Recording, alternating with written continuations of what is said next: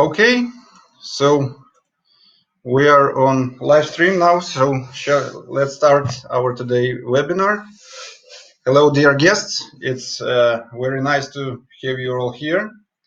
My name is Alexander. I represent the trade section of the Embassy of Sweden in Ukraine. And today we're going to talk how to sell fruits, vegetables, and nuts to Sweden and European Union. While the audience is still gathering, I will just briefly introduce today's speakers, our plan for today, and also how it will work. So first of all, we will invite our colleague Anna Maria Deliu from Swedish National Board of Trade. This is a Swedish state agency dealing with international trade, with technical experts of trade. And also one of the functions of this agency is to help foreign suppliers to export to Sweden, providing necessary information about rules, regulations. It's not only for food, but for other kinds of production. Anna Maria will briefly tell about rules, certificates, general information, what you need to know about Sweden. Then we'll have Daniel Carlson. He is a business consultant. He worked 15 years in the biggest Swedish retail chain, ICA. He will present more business-to-business information and also marketing advice, what you need to know about marketing, about Swedish business culture. And last but not least, there will be two Ukrainian representatives of two Ukrainian agricultural companies who took part in our trade mission, which we, together with Swedish National Board of Trade and International Trade Center, arranged in the end of last year. This was a mission of Ukrainian farmers to Sweden. They will share the Ukrainian outlook on Swedish market, whether it's worth trying to export to Sweden or not. So having said that, yes, and we would like to make this webinar as interactive as possible. So if you have any questions, please write them just below this live stream. I will read all your questions, all the comments you will make, and I will put these questions to our speakers. So having said that, I invite our first speaker, Anna Maria Deliu, with her first presentation. Anna Maria, please, floor is yours. Hello, Alexander. Hello, everybody. It's very nice to be here, and thank you for inviting us. Let's see if I can get down to my presentation, which is here. And as you named, Alexander, my role today is to talk about the rules and regulations, which probably for most of us sound like a very boring thing.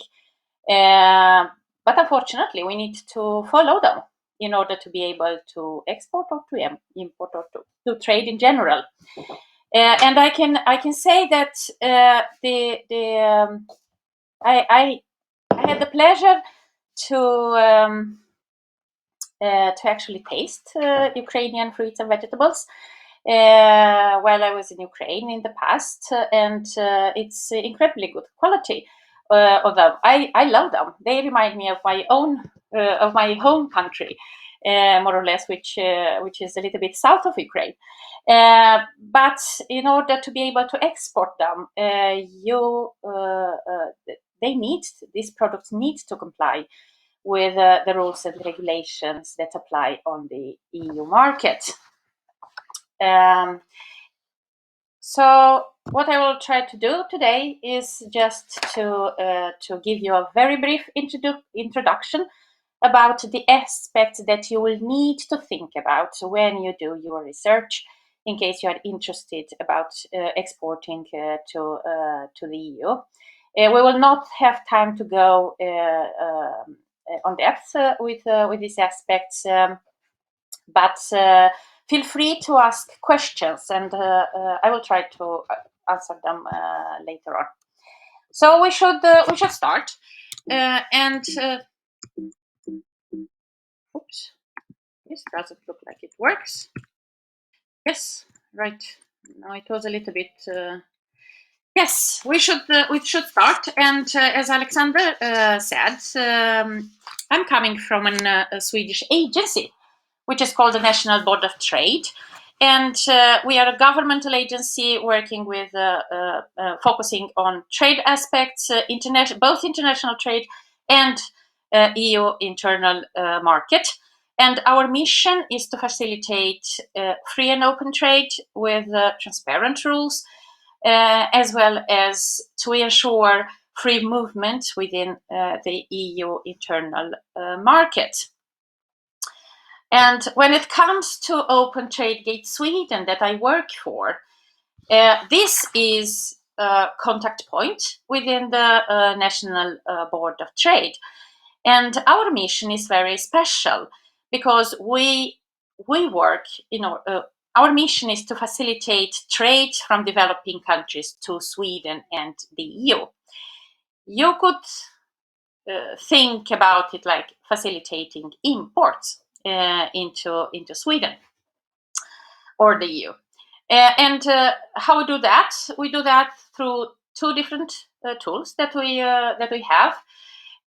We do that by providing information to exporters in developing countries, like information about the market in Sweden, what rules and regulation apply when you want to export to Sweden, but even to the EU, because the rules and the regulation with the EU are about the same.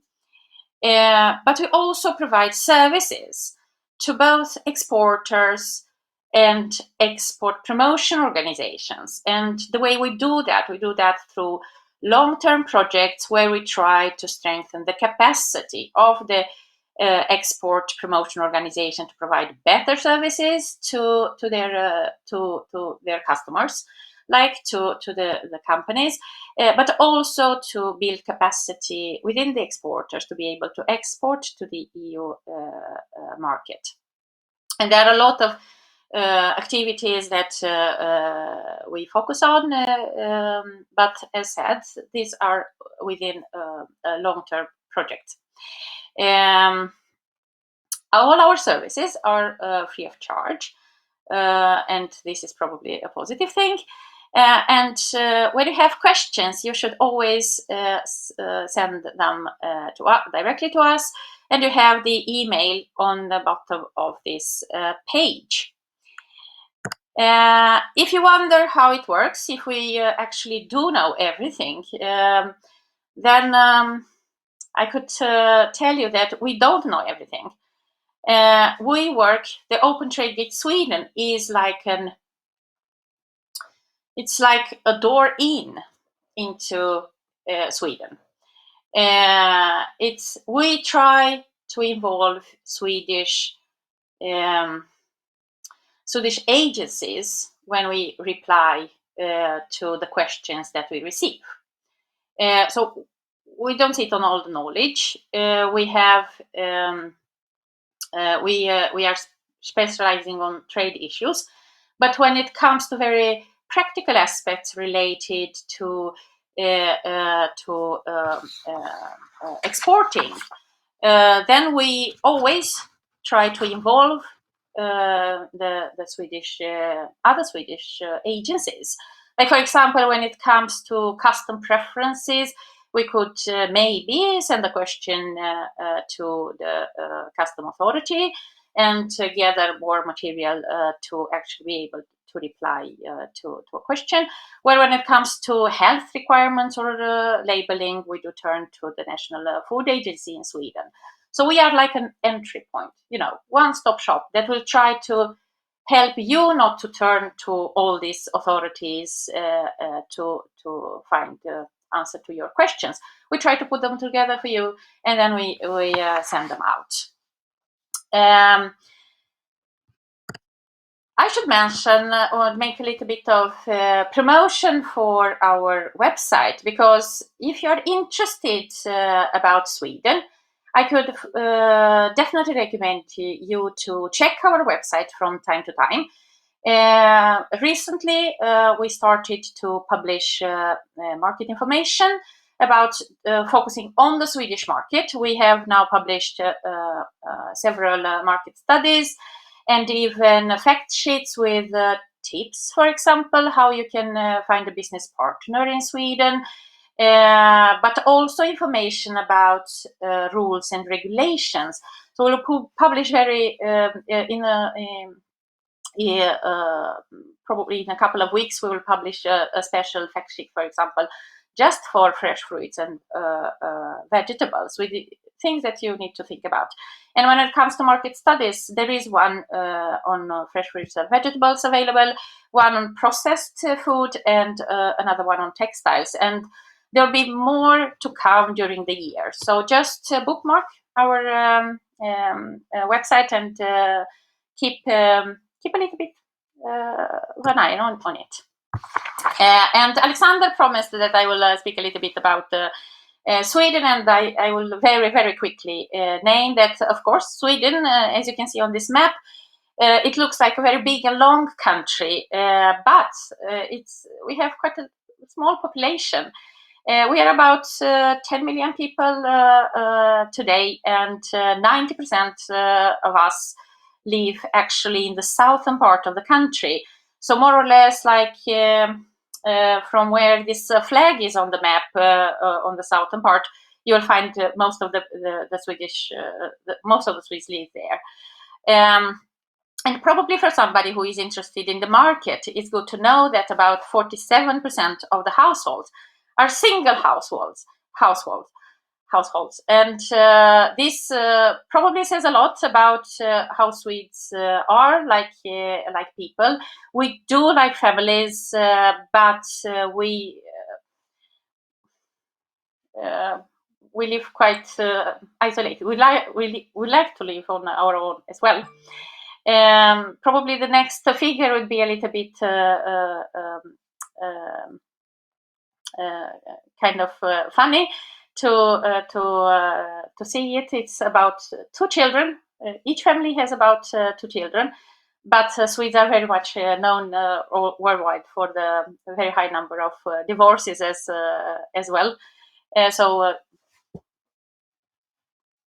we have high taxes in Sweden, and that is another part of the things that probably are well known about Sweden. But these high taxes are very closely linked to a social system, welfare system that is that applies in Sweden. For somebody who exports, probably it's interesting to know that 40% of the Swedish GDP comes actually from export. So Sweden is a small country, but extremely export-oriented. Which is probably less known is that in order to be able to export, we need to import. And this is one of the reasons why the Swedish government actually tries to encourage the imports as well. And this is one of the reasons why we exist, the Open Trade with Sweden. If we should go further and think about a little bit about the Swedish business culture, things that you need to take into consideration when you address Swedish companies, here are some tips. It's good for you to know that in Sweden, people are extremely open and transparent. It could not be the case within other cultures, and this is very important to understand. Swedish business people expect the same from their business partners. People discuss a lot before taking decisions, and that could be both good or bad. That means probably in practice that it takes longer time to reach a business decision, because you need all this time to build trust and go further to negotiation and so on until you actually do have a business decision.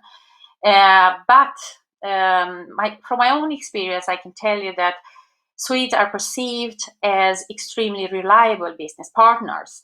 So it's worth to invest time into building a business relationship with them. Punctuality is very important. Are you late? Just communicate that, and that is fine to be late. It's just important to communicate it. And then during the meetings, people usually get down directly to business. That you should not underestimate the need of informal contacts, of course, and you need to build the relationship, and it's fine with informal contact also. Expect the meeting to close on time. People in Sweden are extremely structured. They might have a lot of meetings booked in the same day, and they want to be able to keep to their schedule. And then people are extremely formal, actually, in Sweden. We used to call ourselves on the name, no problem. Within a company, for example, the CEO, I can always go and call my general director for Pernilla, till example, even I don't need to use any other appellative. If we should think about where Sweden is actually placed, geographically we are in the northern part of Europe, but when it comes to trade, for example, we are part of the European Union. And now I realize that I forgot to update this slide because as of today we are actually 27 member states, because Great Britain just left us for some months ago. And the European Union, it's a custom union. This is a very important thing to keep in mind. That means that all goods that are imported into the EU, they actually are cleared one time into the country where they are imported, and then they can circulate freely within the EU, between the EU countries. On the other hand, when it comes to the trade policy, like for example the custom duties that we apply for imports into the EU, all the member states apply the same custom duties because we have a common trade policy towards the third or the external countries. So look at the EU as a big single market, even if it comprises of 27 small markets or bigger markets. How do you want to put it? Maybe good to remember that the same product regulation apply within the whole EU, throughout the EU. And this is important to remember for when we will talk about them later on. So that means that if you comply with the rules for exporting to Sweden, then you will comply with the rules for exporting to Germany, for example. And then the EU market is quite a big market. If you think about Sweden is a small market with 10 million consumers. The EU has 500 million consumers, and that makes it a big and attractive market. If we should actually go back to down to business, to what I'm supposed to talk about today, I think that this is about how the most important thing that a company needs to find out or to keep a good eye on when it comes to export. So the road to export, it could look long and complicated. And we structured it in this way just to make it easier to refer to it. I will talk about the product regulation, so about the thing which is under my product.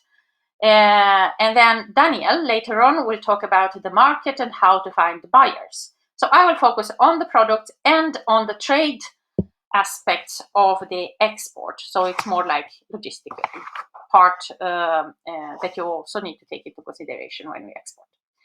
When it comes to my product, then of course it's very important to understand what are the rules and regulations that apply to my product?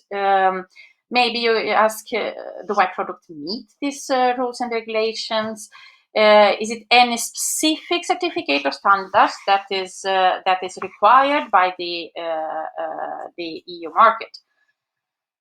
These are probably potential questions that you might ask yourself when you embark on this trip to start to export. And it's good for you to understand that there are two different categories. There are mandatory rules, which are usually legal requirements which states actually put in place. And then there are voluntary aspects. You probably think about standards when you want to export, but these are voluntary, private voluntary aspects. They are private standards usually. They are developed by private companies or organizations. And then you have also within the legislation this small part which you see here in the left, organic certification. That is also a thing which is both private and legal, and we will come back later on about it. So I'll try to cover this aspects in the coming minutes, in the following minutes. And as named, the legal requirements, they are set by governments. They are more or less, you can share them in two different categories. There are technical requirements, like, for example, labeling or CE marking. And these technical requirements usually apply for all the products. And for agriculture products, there are specific sanitary and phytosanitary rules. And these are more or less in place in order to be able to help us, the European Union, to protect human, animal, and plant health. So I will try to address this set of rules. I shared them into two different categories. So there are horizontal rules that apply to all the products, and there are specific rules that apply to only certain categories of products. And when it comes to the ones that apply to all the products, there are rules related to hygiene, to traceability, and to labeling. And I'm going to talk about these three categories in the coming slides.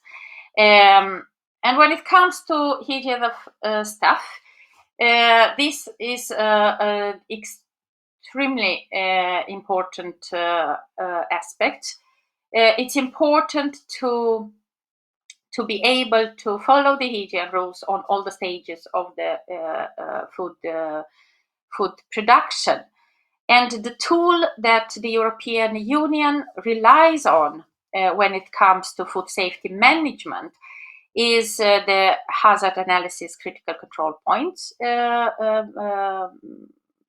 tool, which has certain principles. And when it comes to this tool, the main aspect that I should point out is that it consists of several steps. So the companies should identify food safety hazard. They should determine how they can control them.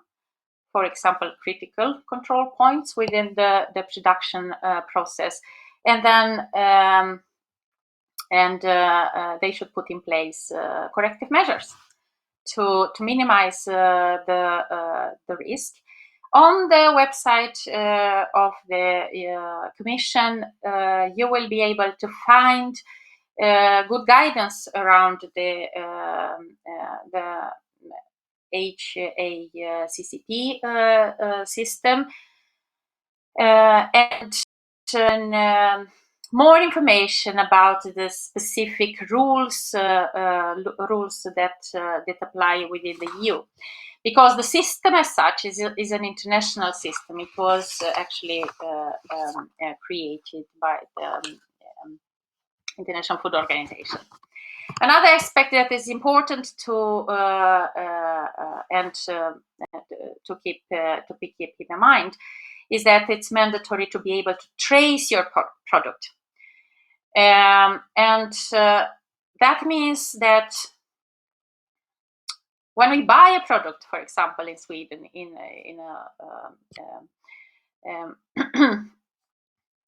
a shop, then a food product, I should be able to trace it back to the producer of that product. That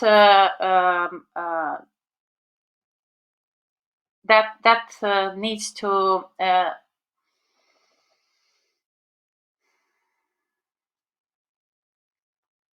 probably that could you could ask yourself how we should do that.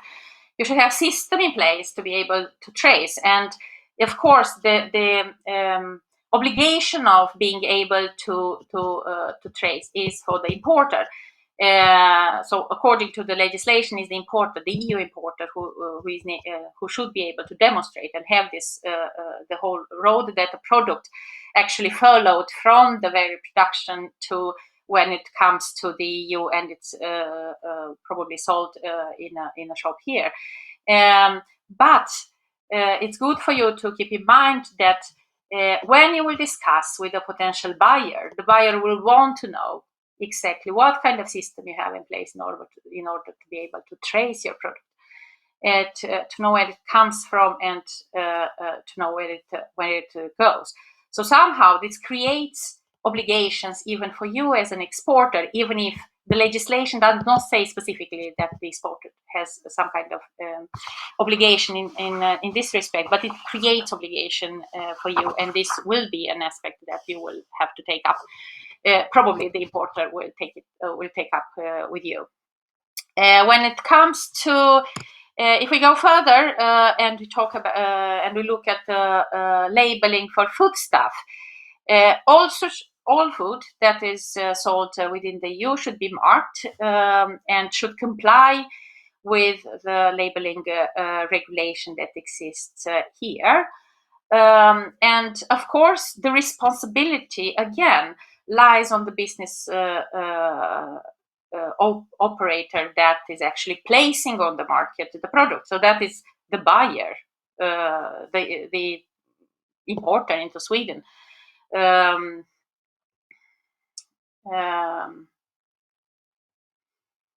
But of course, in order for the buyer to be able to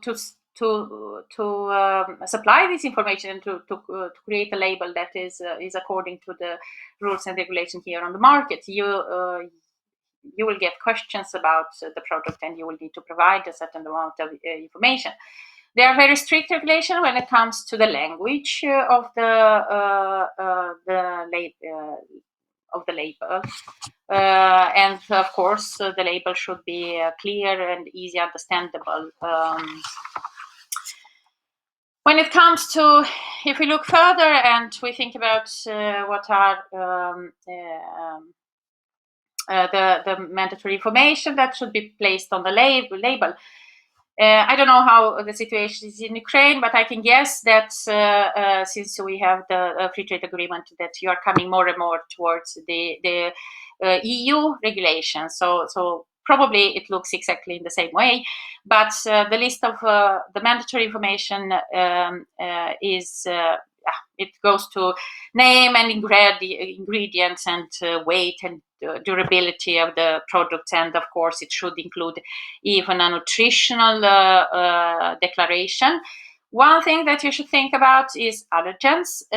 They must be emphasized on the ingredient list and on the label, and there are special rules that apply for certain categories of products, like for products with high caffeine content, but there are also rules when it comes to the origin, country of origin of certain of the product or of certain ingredients, for example. And then when it comes to the nutritional declaration, these are details that probably we don't need to go into right now. But just for you to realize how what kind of information a certain importer might ask you to provide about your product. And then they might be there are specific labeling regulations for different type of other different type of foods as well. If we should think about the very specific requirements, I thought that we should. I would like to emphasize the following aspects. For example, things that are very important, that are very specific for fruits and vegetables, are related to the prevention of contamination. And in this respect, aspect that you need to think about, there are the materials that, for example, the cherries would come in contact with when you pack them or when you manipulate them. These are very important things, and EU measures contains very quite detailed provision when it comes to 17 food contact materials, 17 specific food contact materials that you can read more on the specific regulation. In relation to plastic, maybe it's good to mention that there are restrictions on the use of bisphenol A that could exist in plastic. And then when it comes to contaminants, food containing a contaminant to an amount unacceptable for the public health viewpoint, and in particular at a toxicological level, shall not be placed on the market. So there are very strict levels for when it comes to contaminants. For example, when it comes to berries, maximum level of contaminants. There are maximum level for metals and lead and cadmium especially. The maximum allowed lead content is set to 0.2 milligrams per 1 kilo total weight of berry, and when it comes to cadmium, the maximum level allowed is 0.05 milligram per 1 kilogram total weight. When it comes to pesticide, you have there a link to a pesticides database where you can find very good information about pesticides that are allowed or not allowed. You should. It would be good to check regularly this database, which is updated on a regular basis. When it comes to other aspects that you need to think about or or be aware of, the control of plant health and phytosanitary measures. These are also very important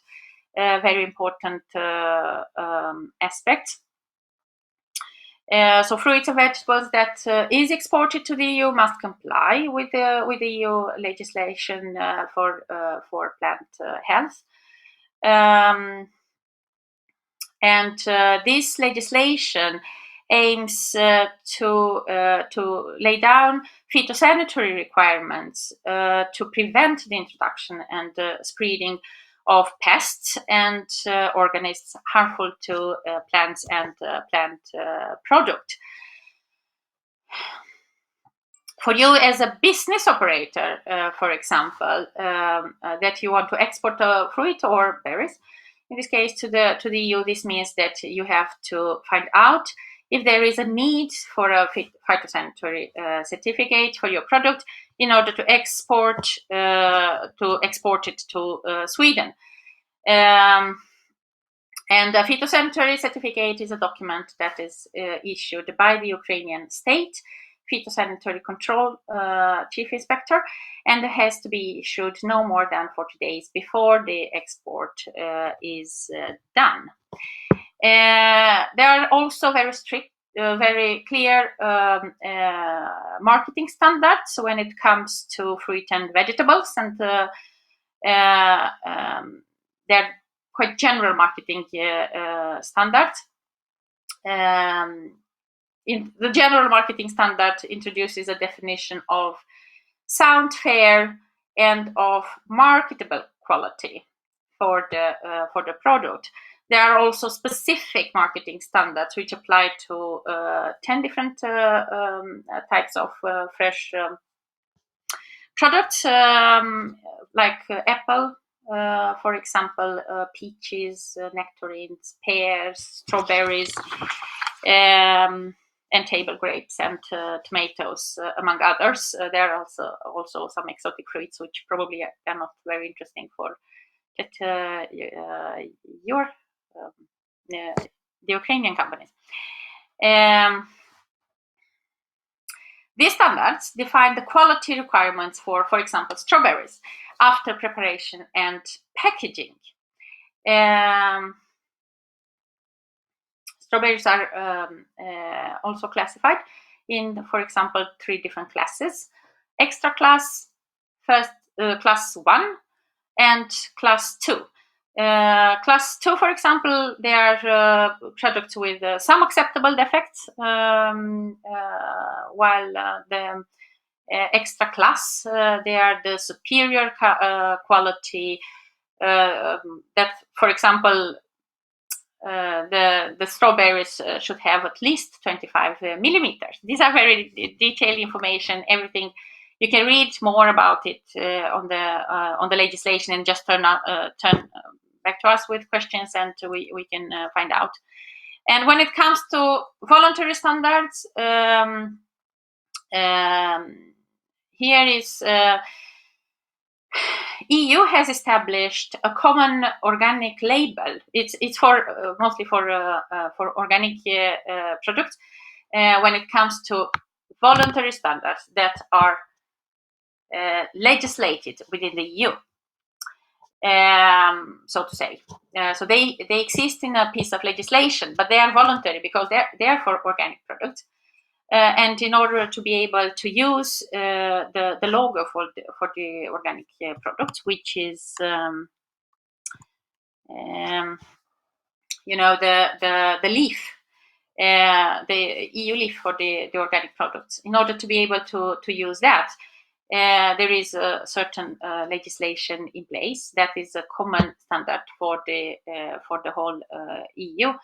But this is this is voluntary. If your products are not organic, or if you cannot comply with the legislation for organic products, then you're not able to use the logo, but you still are able to export them, but as non-organic products. So we talked about all these aspects that you need until now, all these aspects that you need to keep in mind, and you can agree with me. There are a lot of things that you need to keep in mind when you need to export in order to be for your product to be accepted on the EU market. So traceability, hygiene, labeling, pesticide, contaminants, plant health, food contact material, marketing standards, and now it became double marketing standards and voluntary standards. It should have been there.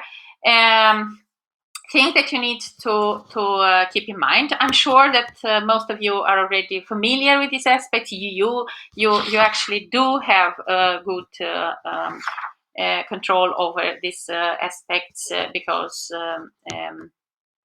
they are important even to be able to sell on the Ukrainian market. In order to get access on the market, you need to be able to comply with the legislation that exists in EU. But in order to get access to the shelf, then you will need to be able to comply with other kind of requirements, which are not in the legislation, but which the importers or the retailers in Sweden or EU actually do require from you.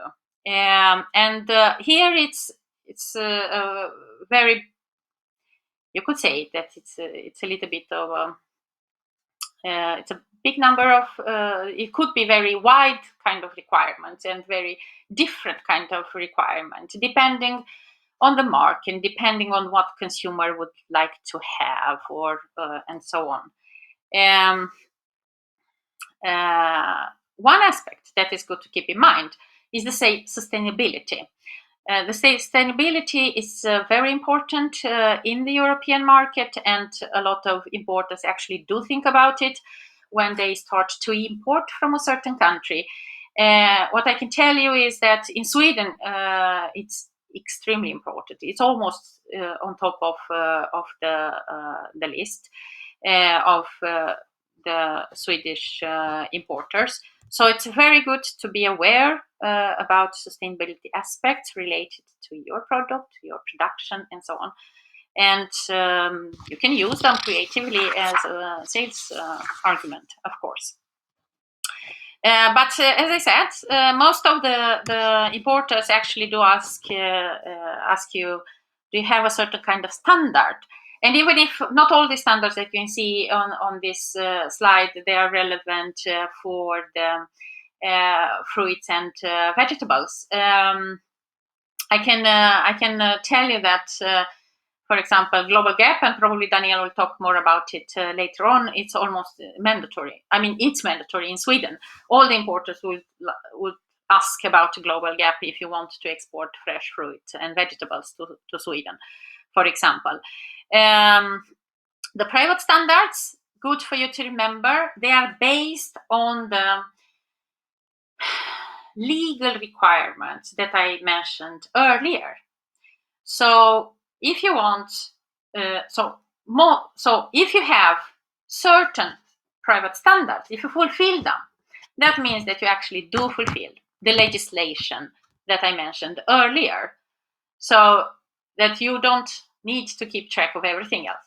You just do you have a standard, then you actually do fulfill the legislation, because these are the private standards always rely on the legislation, so they are based on the legislation, but they go a step forward with other aspects that are not regulated in the legislation. So that's a good thing for you to remember. And when it comes just to the organics, I mentioned that the EU has a specific regulation when it comes to organic production and the organic logo. This green leaf that you see on the bottom of the page, or on the right side of the page. You have also, so this is for food products, the leaf. For non-food products, you have the other logo with a flower. These are voluntary standards, so to say, but they are regulated at EU level, so they are common standards for the whole EU. And one thing that is good to remember, I don't know if you are aware of, but we get very often a question about it, is that in Sweden, the most known or popular Swedish organic certification is KRAV. This is also this is a private standard. It's very known in Sweden. Swedes would buy products that are have the KRAV marking on them. But the EU logo, which is the leaf, it's actually increasing in. People are more and more aware of this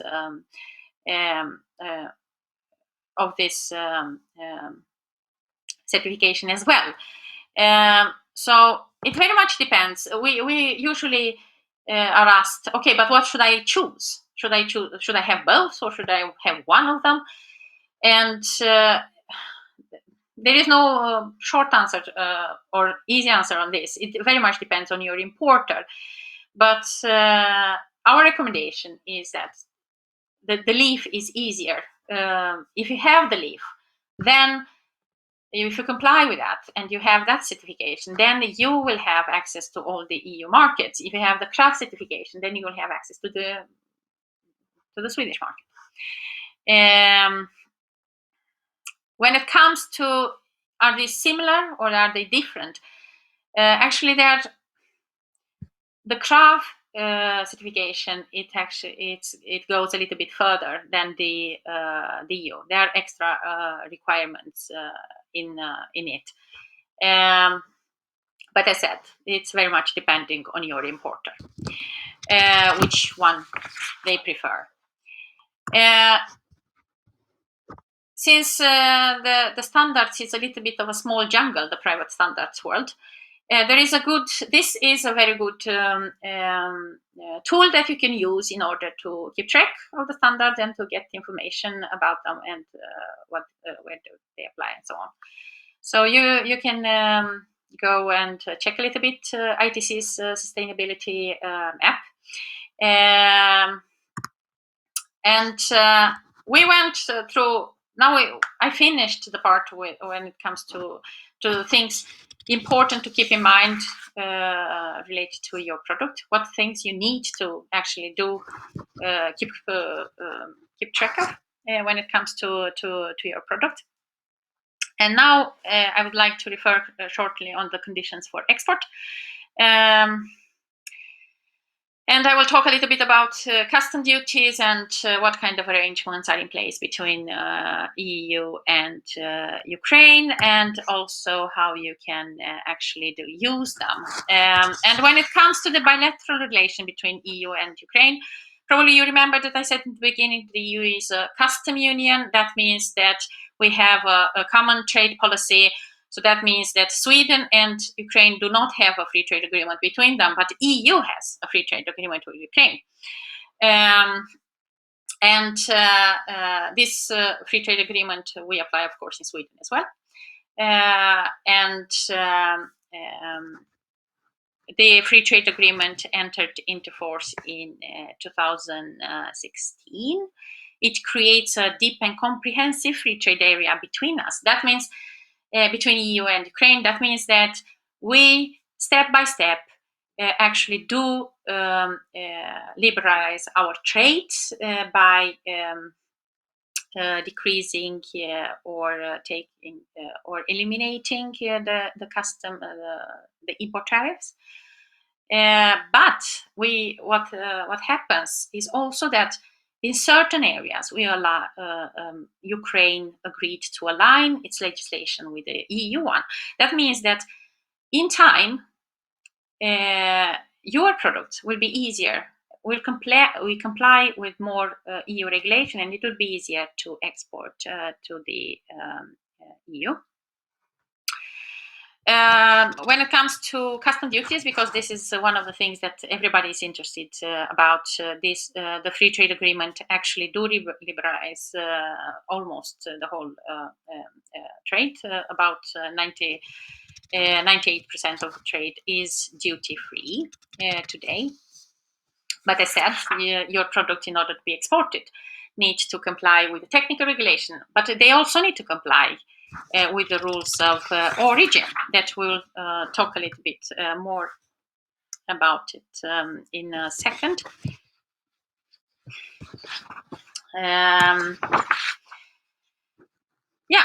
In order to export and to be able to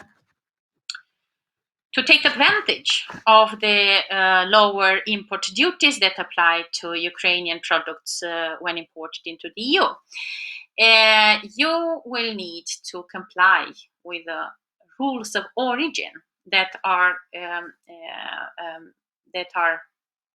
part of the trade agreement. This could be a very complicated thing, but there is a solution how to actually make things easier.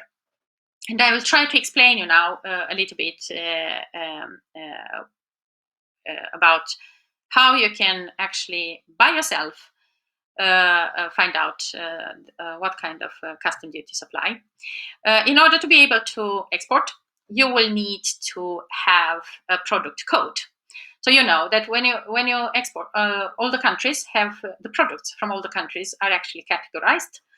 There is some kind of a long number that actually defines your product, and all the countries have this kind of import, kind of a big book where they have all the tariff numbers for all the products that are allowed to be imported, or they could be imported into the respective country, and the code for your product is actually, when it comes to EU, it's a 10-digit code that you need to find out by yourself. If you already export outside Ukraine but not into the EU, probably you already have this kind of code for another country. The first 6 letters are figures are the same for the EU as well, but then the other 4 letters numbers are specific for the EU. But anyway, if you find if you know your product code, that is important to be able to go through the regulations or through the rules of origin, and to find the rules of origin that applies to your product. When it comes to the rules of origin, maybe good for you to know that there are several rules of origin that you will find in the free trade agreement between EU and Ukraine. When it comes to agricultural products, especially fresh fruits and vegetables, for example, the rules of origin that usually apply, it's that wholly obtained. So it should be obtained in Ukraine, even from plants that originate in Ukraine.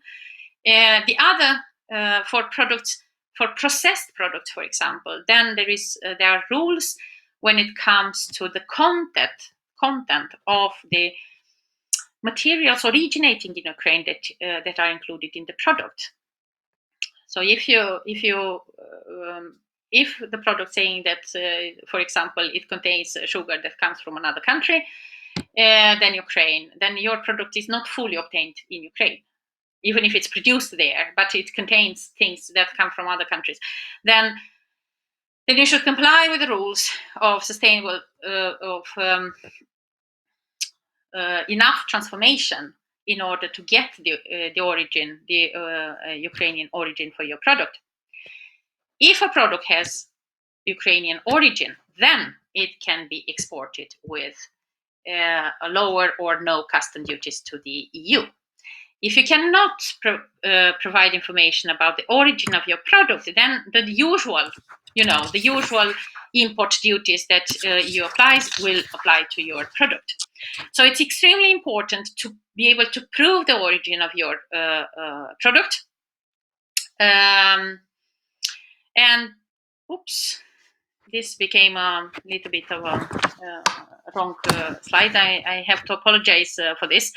Then you should use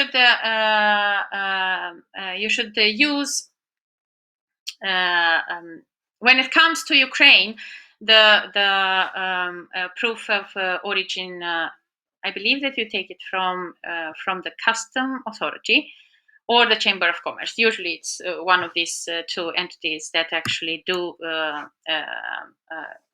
issue the document. But you should be able to actually prove that the product has origin in Ukraine. So you will need to deliver some information about that in order to get the certificate. If you would like to actually find out by yourself what kind of rules and regulations and custom duties apply, or what kind of taxes we have in the EU, for example, then you can use the EU Trade Helpdesk. This is a very good tool for you to use. It's easier. I actually did plan for to show you how to use it, but now it's not possible, unfortunately. So, but it's very easy. You just if you want to export, for example, to Sweden, you will write the Swedish name into the first box, and then I want to export from Ukraine in the first box, and then put, for example, Sweden and the product code of your product, so the one that I just mentioned. And if you don't know, it is just that you can find it on this website. What is the European tariff code that where my product, which applies for my product, and just take a search, a simple search, and you will get the list with custom duties, all the technical the technical regulations that your product needs to comply with. You'll get information about the rules of origin. If you think that it's too complicated, and it could be complicated actually to use this website, you can always turn to us with questions and to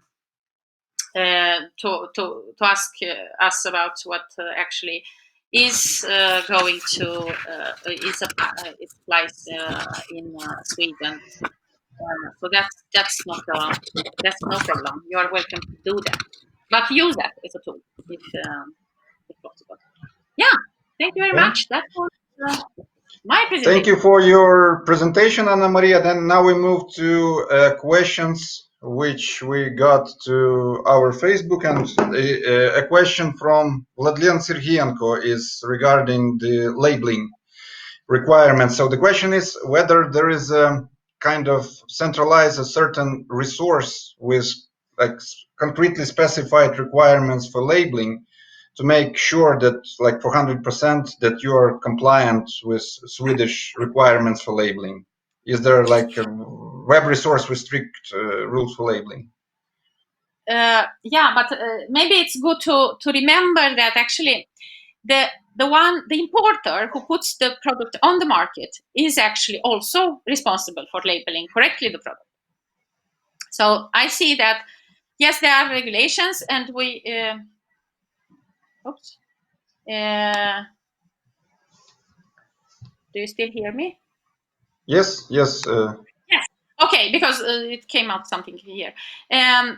So there is specific legislation. If I can get his email, or if he can send me just the question, I can send back the list of legislation where there is clear information about the labeling. But I think you should see it also in this respect, that the labeling is also the obligation of the importer. So this is very much a collaboration, let's say so. How the label should look like, what kind of information we need to put on it. But it's very good, of course, that the exporter would like to know by itself also what is required. So just send the question to me, and I can send the legislation.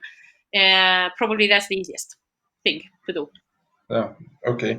Next question is from Bogdan Gribenyuk. Is there actually, like when you talked about Open Trade Gate Sweden service, is there actually ways to find out which kind of goods are demanded in Sweden? So how is there any tips to be smart and to know the demand? That's a very good question. Actually, it's one of the questions that we started to look very much on since last summer.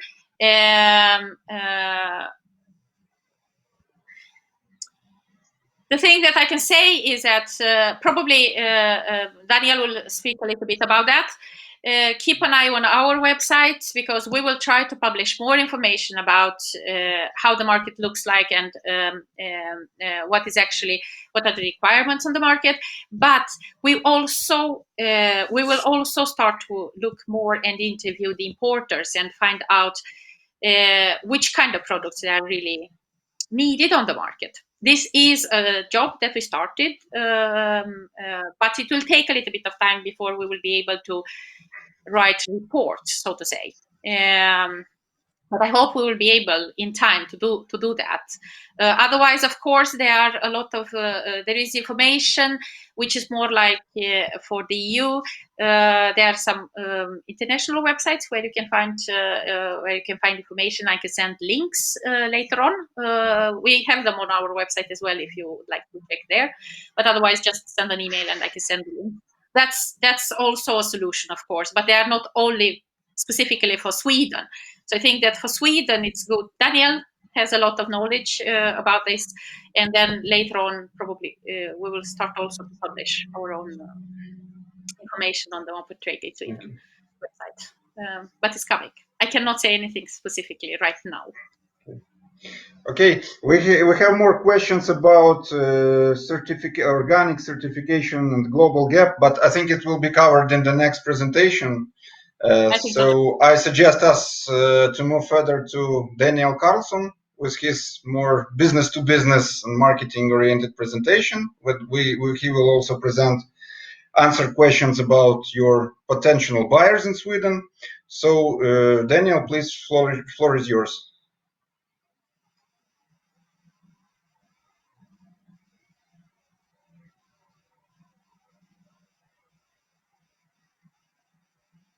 Okay.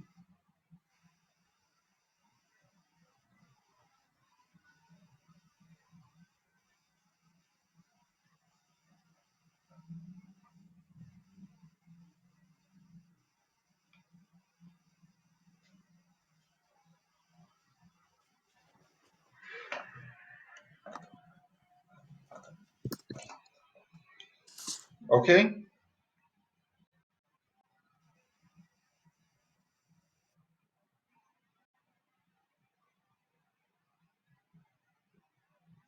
Daniel, could you please switch off on your microphone because we can't hear you. Could you please try to turn on the mic? In this program, there is a button or.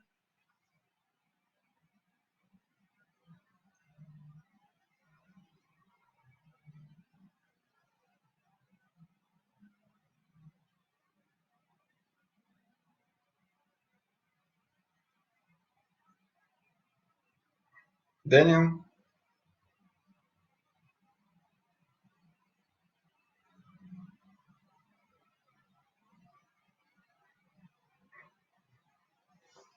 Sorry for the small interruption. We'll have some technical issues with microphone.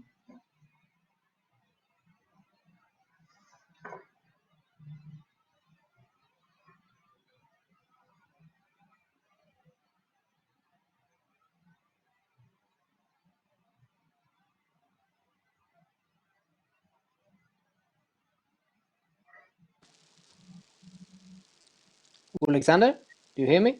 Yeah, hello, we hear you now. You hear me now? Yeah. Sure, I hear you now. Let's see then. Do you see my presentation? Not yet. Yeah, perfect. Now we see. I'm just gonna test to see if we can switch slides. 1 second. Did I switch slide there? Did it work? No? Yeah, it works now. Yeah, perfect. Perfect. So please. Then we're good to go. Thank you, we're good to Alexander. go. Hello, everyone. My name is Daniel Carlson, and I work as a consultant. I've been contracted by Open Trade Sweden and Anna Maria to speak to you about the Swedish food market and fruit and vegetables and edible nuts in specific. Before I started my own consultancy, I worked as a buyer and category manager for the biggest retailer in Sweden called ICA. So we will start this presentation by looking at current food trends. There's 3 words to summarize the current trends: healthy, sustainable, and convenient. People are looking for healthy, natural products produced without exploration of people nor nature. And the biggest food trend in the past year has been certified organic or organic food. It is slowing down now, and it's still increasing, but not in the same pace.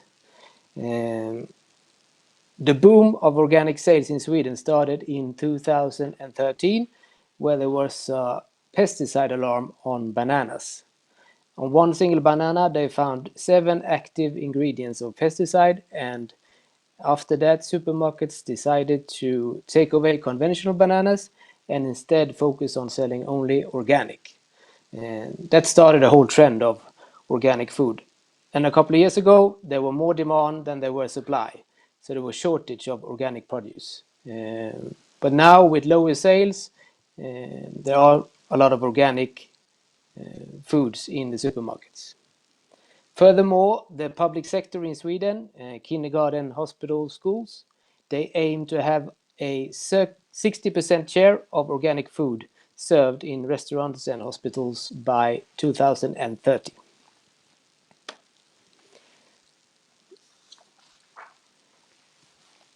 So here we see the development over time of organic sales. Last year, the increase was only 1% of food. And the reason is that people in the supermarkets in Sweden nowadays have more options when they want to buy sustainable food. And there are more plant-based products that they choose instead of meat, and therefore choose less organic. Organic is no longer the only option to eat sustainable food. The organic share of food is around 10%, and the government monopoly of alcohol reports an increase of 6% in 2019. So alcohol certified organic is showing the most positive trend at the moment. When the majority of people choose organic, it can no longer be considered a trend. So it's more of a shift of consumption. People want to eat healthy and natural food, and this is contributed to the shift. And it's more about health than fear of the climate change. The fear of the climate change has made people eat more vegetable, but not specifically organic, but more plant-based products instead of meat. And Anna Maria touched this subject before, certified organic, and the difference between the Swedish Krav label to the right and the European standard leaf for certified organic. And the difference between the two is that the Krav label is the one that is most known among Swedes, but is also the most demanding one. They focus more on animal welfare, and they have more regulations concerning social responsibility. Less organic pesticides are allowed.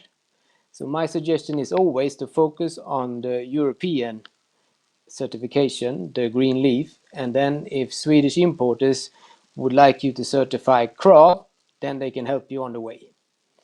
But certifying the EU logo instead of Krav also gains access to the whole European market instead of only Sweden. We can't continue to consume food like we do. We need to find new sources of protein in order to save our planet and have enough food for the growing population in the world. And the shift has already started. You have products like mayonnaise, but without eggs. You have meat without animals. You have milk without cows. And former top restaurants are changing the whole menus and only serve vegetarian food. And new alternatives of vegetarian food is popping up in the supermarkets every day. The consumption of red meat in Sweden is decreasing every year, and people are instead looking for plant-based alternatives.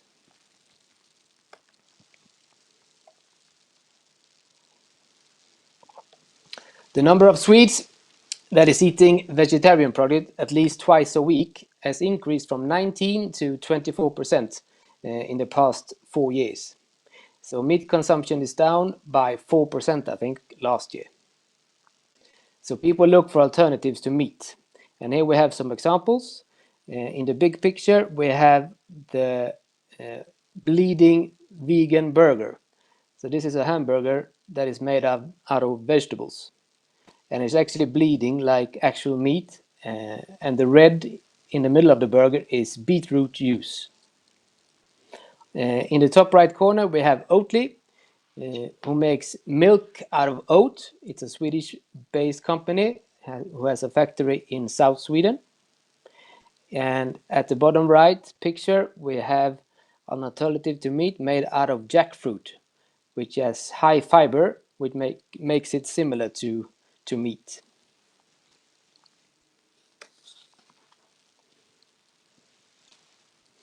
And here we have some other examples about trends in fruit and vegetable business.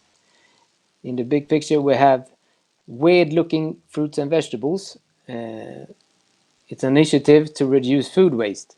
Supermarkets create assortments with fruit and vegetable that is normally rejected due to their form and size. At the top right corner, we have laser labeling. This is supposed to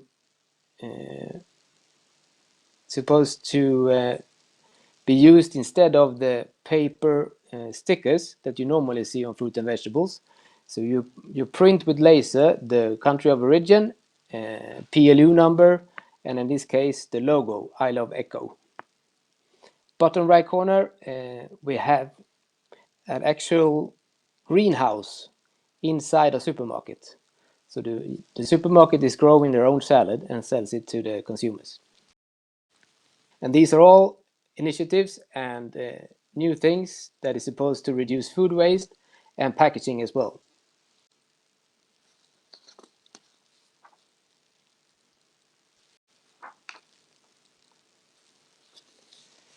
Every third Swede is grocery shopping online. Normally you place an order day 1 and you get delivery day 2.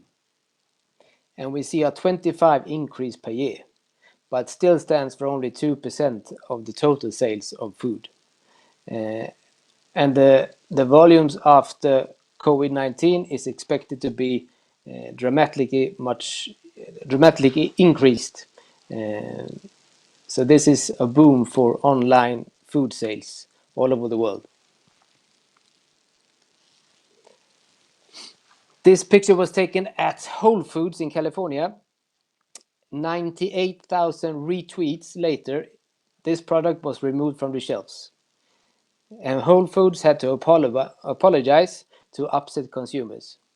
This is a good example of how fast communication moves in social media and how common people actually can affect what kind of products their supermarkets are selling and what kind of products they put on the shelves. As I said, online sales of food is increasing, but also physical specialized niched stores of food. Here's an example of a store in South Sweden who sells food without packaging. Everything is sold in loose. So you bring your own carton or jar and fill up what you need.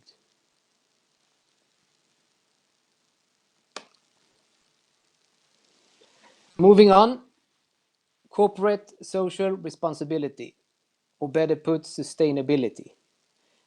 Companies can't neglect this in order to have success in the long run. Basically, it means that companies need to take responsibility in all actions in the supply chain, socially, environmentally, and economically. And here's a model called the 3Ps trying to explain what is CSR. It's harmony between people, planet, and profit. So in other words, it's not okay for a company to have a huge profit and at the same time explore planet or people. So it's a way to justify the profit the company make.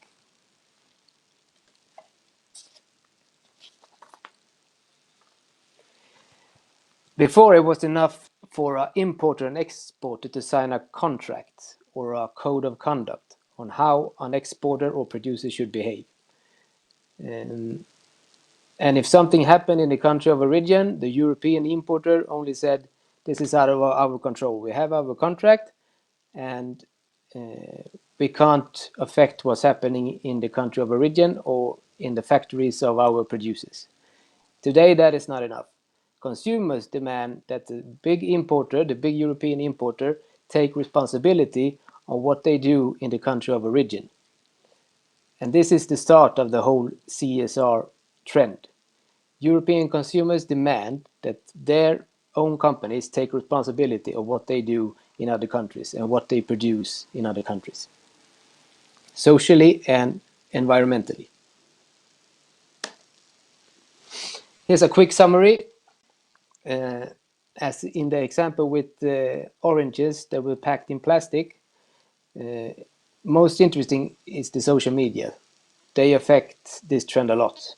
News get to the consumers in a heartbeat, and there's so many different channels to communicate. You got Facebook, you have Twitter, you have Instagram, and big companies want to protect the brand and don't want bad publicity, and that's why they demand social certificates in the country of origin.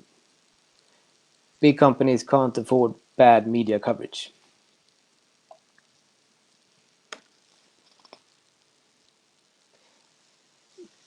And here we have some other explanations why European companies demand social certificates and corporate social responsibility. CNN has a project called the Freedom Project, where they estimate that 20 to 30 million people around the world are considered modern-day slaves. CNN reports that 250 million children in the world are considered to be child labor.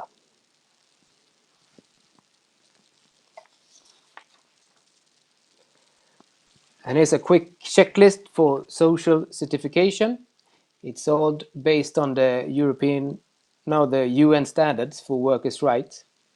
So comply with local laws and regulations, no child labor, no forced labor, etc.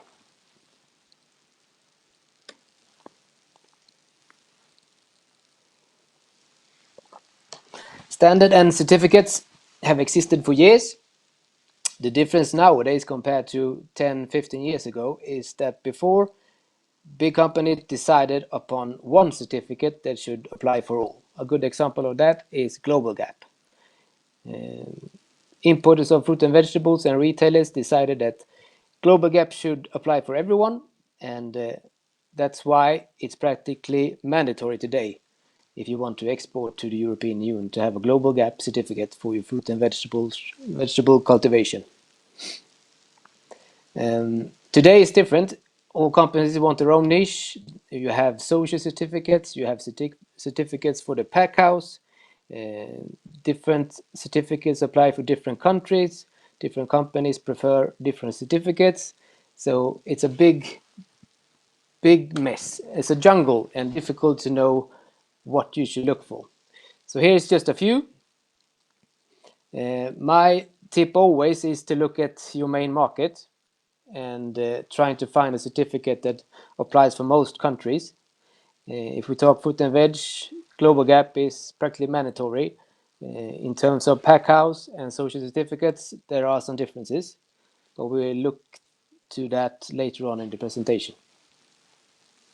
And it is difficult for small holders, for small producers, small exporters, because implementing these certificates takes time and costs a lot of money. But many of these certificates have special versions that are customized for small producers, so it is possible.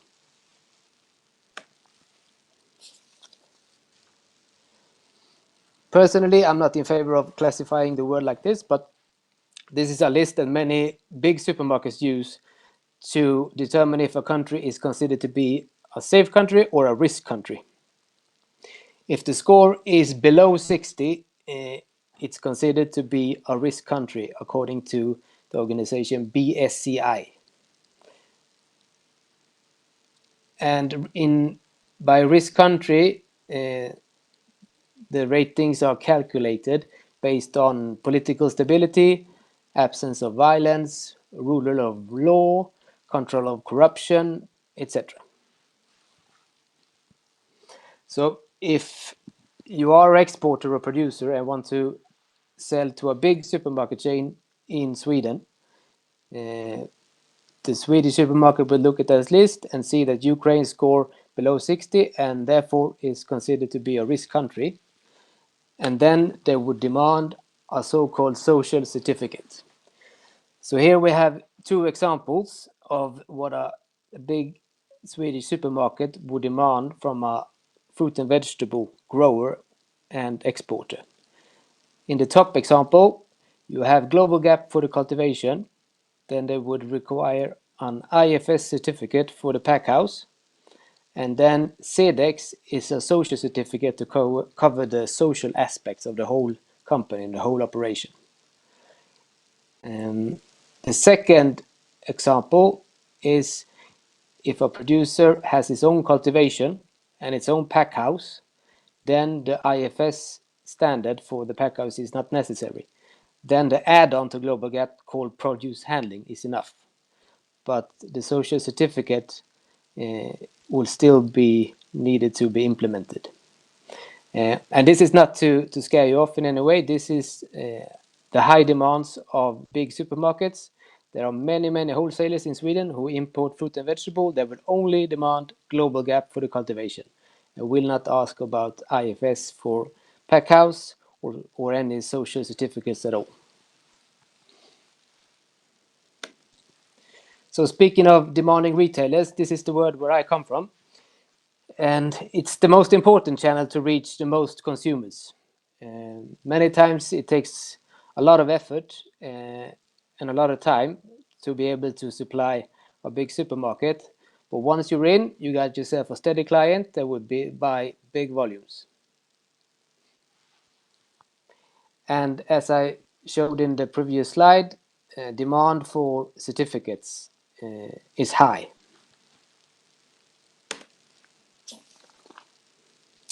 Here we have the 4 biggest supermarket chains in Sweden.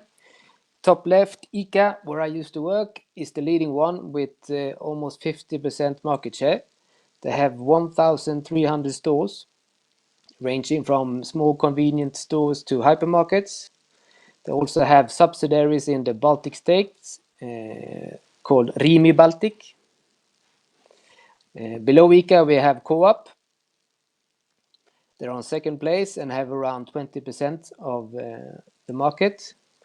They are cooperative and they're integrated. Top right we have Axfood, who is the 3rd fastest growing retailer in the world and showing good progress.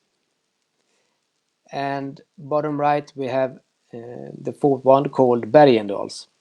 These are the 4 Swedish ones. Then we also have Lidl from Germany. But the fact that ICA is having such a big market share of 50%, that made multinational big supermarkets like Carrefour or Aldi to stay out of Sweden because ICA is too dominant. And here's a chart to show how much market share each supermarket chain has on the Swedish market. And Co-op recently bought Netto, so now they are on second place. And ICA is leading and Axfood is on third place. Moving on to fresh fruit and vegetables. Consumption is increasing, but we still don't consume enough. The Swedish governmental recommendation is to eat 5 fruits per day or 500 grams. And today only around 20% do that. So many supermarkets use it as promotion. You should eat more fruit and vegetables. Pesticides, residues and minimum residue levels are still problematic in terms of fruit and vegetables and is a big concern for supermarkets. That's why they also demand certificates to be able to know that the producers are in control of their production and don't use too much or the wrong pesticides. A change in consumption compared to 10-15 years ago is that Swedish consumers now look less at price and focus more on good quality fruit. And Swedish produced fruit and veg is also a trend. People tend to buy Swedish produce rather than import. But since we're based where we are in North Hemisphere, in North Europe, we need to import fresh fruit and vegetables. We don't have own production all year round.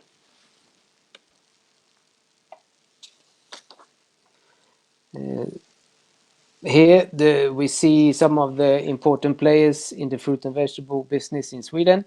I already mentioned the big retailers. On top we have 3 wholesalers that also supplies the retailers and hotels and restaurants, and are all big players. Everfresh is part of the Total Produce Group, so they are considered to be a multinational company nowadays. Everman is part of STC Green Food Group with operations in Finland and Spain, and Saba Fruit is owned by Dole. Here is the Swedish top 10.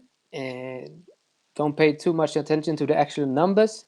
I just want to show what Swedish consumers prefer to consume and buy in supermarkets.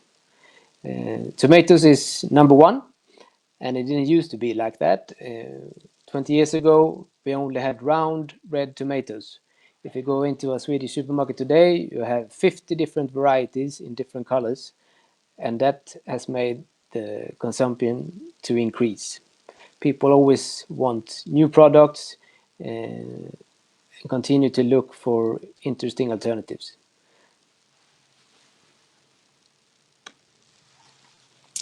Moving on to edible nuts and dried fruits. Sweden has never been considered to be a high consumption country of edible nuts, but the consumption is increasing, mainly because of proclaimed health benefits. Studies show that if you consume more nuts, you will live longer and stay healthy. The most popular nut to consume in Sweden is peanuts, and walnuts are mainly consumed around Christmas. And another thing that made this segment, edible nuts and dried fruit, to increase in popularity and consumption is the trend of superfruits. Fruits that are high in antioxidants. First we had the goji berry, then we had the blueberry, and this has made the whole segment to increase. People look for healthy alternatives, healthy products that is high in fibers, high in vitamins, and high in antioxidants. And also here, the market is constantly seeking new products, and innovation is high. One thing that made the segment to increase is so-called snack packs. Small packs of nuts and fruits that you grab on the go when you're in a hurry, between meetings or picking up at the kindergarten, etc. Furthermore, produce should be natural, without added sugar, colorants or conservatives. That's what the Swedish consumers prefer.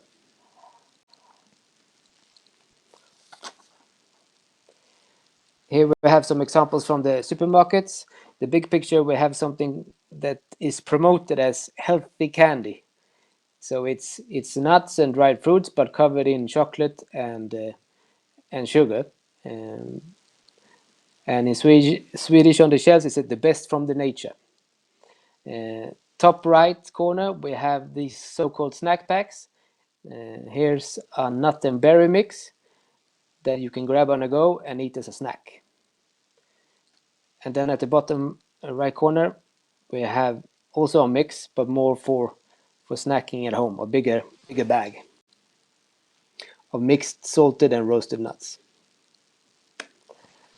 And in terms of demand from importers of certificates for nuts and dried fruits. The production side needs at least to have a HACCP control system in place. And that could be enough for selling to the industry or wholesalers, while retailers demand a bit more. They would probably like a BRC for food certificate or IFS. And then added value could be to have organic in place and a social certificate, Fair for Life or Fair Trade.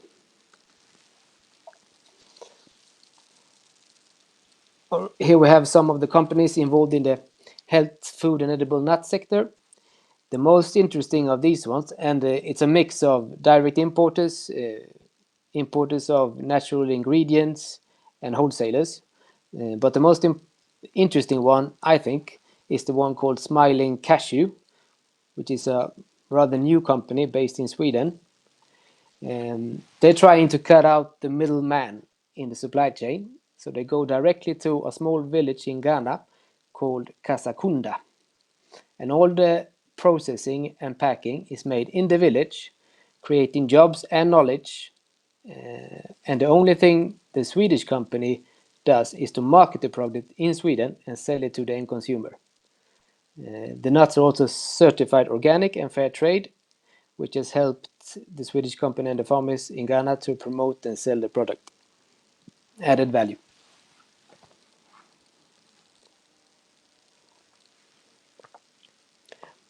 Here are some tips of marketing strategies for Ukrainian produce. I believe you need to find a niche of the market. Is your product special in any way? Is your product of higher quality than compared to similar products on the market? If you only focus on offering the lowest price, you will never be able to turn around and then add value. So it's wise to start looking at what's special about Ukrainian apples, for example. Furthermore, people love a good story. The consumer wants to get to know you as a producer, as a farmer.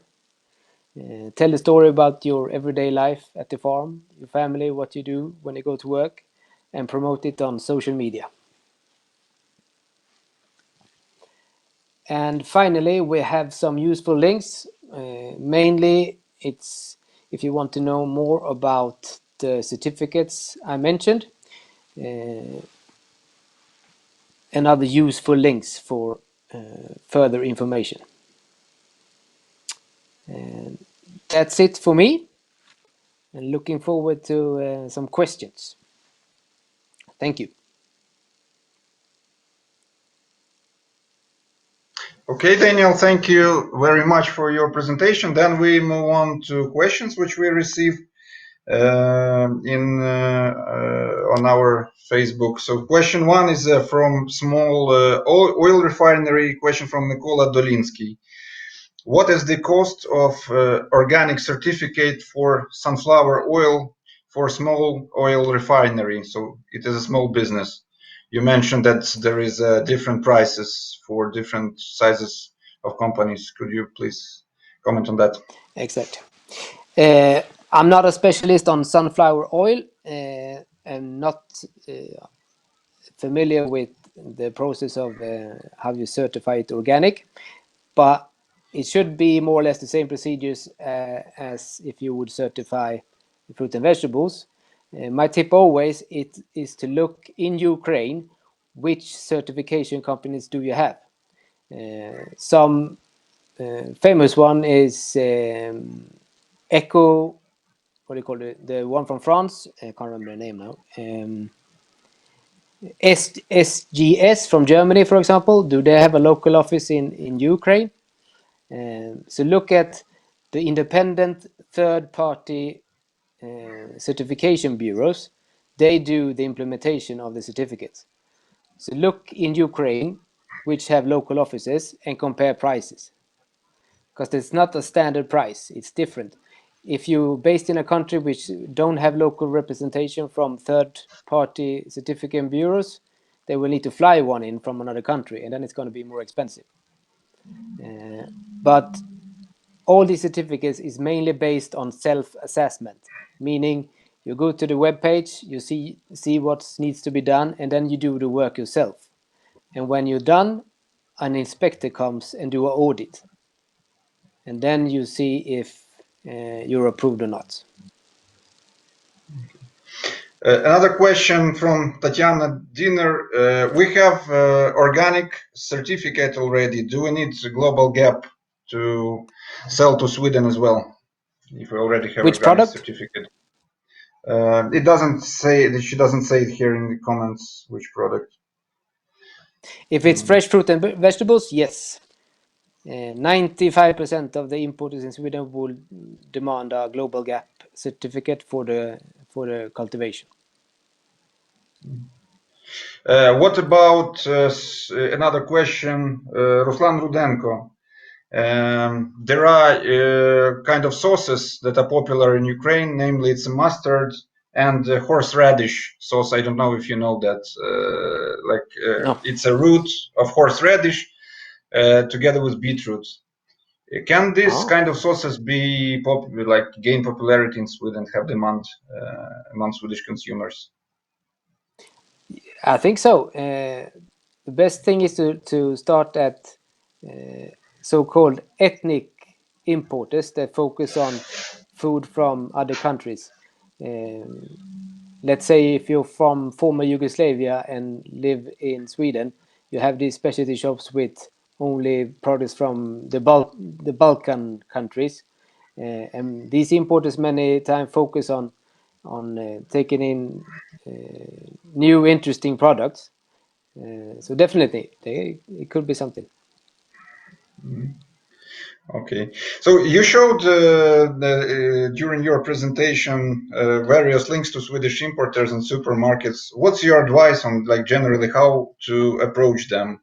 Where do you need to go? Where do you need to call to get a meeting or just get a conversation with some responsible people? What's your advice on that? It depends on how export ready you are. I would say if you don't have global gap and don't plan to have global gap, maybe better to look in another market. But if you at least thinking of implementing global gap for your cultivation and you want to export, start looking at wholesalers. They demand less in terms of certificates. And I would suggest to send an email. All these companies have some kind of info address where you present your company and what you would like to sell, and you also mention that you have the certificates in place. And after you've done that, you can try and give them a call, and then you can refer to the email and see what they say. That's my best first step for export. Are they, from your experience, are they responsive just to mails to this info at I don't know to general emails? It's as always, it's about timing. If they're really busy, maybe they will just don't answer you at the moment and wait a bit. If there's a shortage of apples, maybe it's perfect timing. So it depends how interested they are.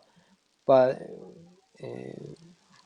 after we went to Helsingborg with the Ukrainian delegation in November, Apple was something that many were interested in.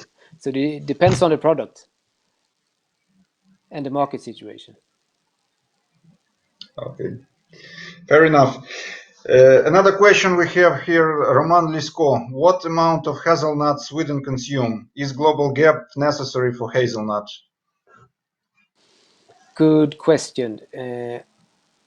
Hazelnuts, I can't say. I need to look that up if they would demand a global gap. I think it's less strict than fresh fruit and veg. That's my guess.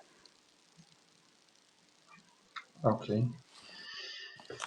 Okay, since we don't have any more questions, I would like to thank you, Daniel, for today. Of course, I will make a follow-up on this whole presentation, and we will post some follow-up information at the embassy Facebook page with our presentations. And now I would like to invite Ukrainian representatives of Ukrainian companies who joined us to Sweden last year and managed to find clients in Sweden to sell their fruits to Sweden. And I would like to invite Olga from Apple company to share Ukrainian view of Swedish markets. What advice do you have to your Ukrainian colleagues? Is it interesting to go to Sweden at all? Please, Olga, floor is yours. Доброго дня. Мене звати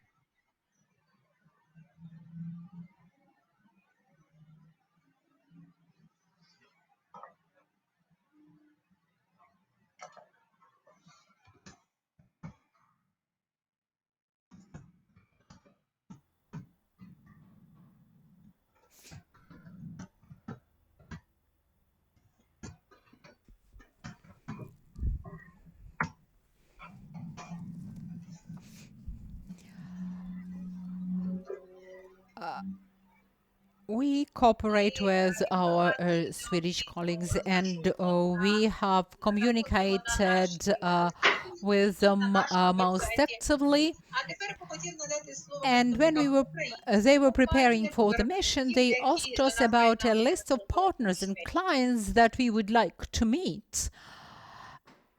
All of those partners that we listed were available. ITC organized special meetings. The most interesting and useful, I would say, were visits to Haberfruit and Bond, ICA, Oxford, and Everman. After the mission, we continued to exchange data about the availability of goods, about the prices, and after personal meetings and talks, could we start delivering goods. So I would like to share our experience of exporting to Sweden, and I would divide the entire process into several steps. The first one is preparing for the delivery, sending certificates and other necessary documents to the client. The second step is packaging and specifics of the goods themselves. The third step is paperwork, doing paperwork with the consignments, and the fourth step, one of the most important, is getting feedback and talking to the client after supplies or after the delivery of your product. If you're planning to export to a client that does not sell goods through the retail chains, but on the market directly, then you don't have to prepare for the supplies or for the delivery. But if you are going to talk to the middlemen, to large chains, then you will have to fill in questionnaires, to send your statutory documents, have all of the certificates for the exported goods or produce, as well as certificates for the packaging that you are using, since packaging carton boxes, for example, and alveoli also should be certified and safe for use in food industry. In addition,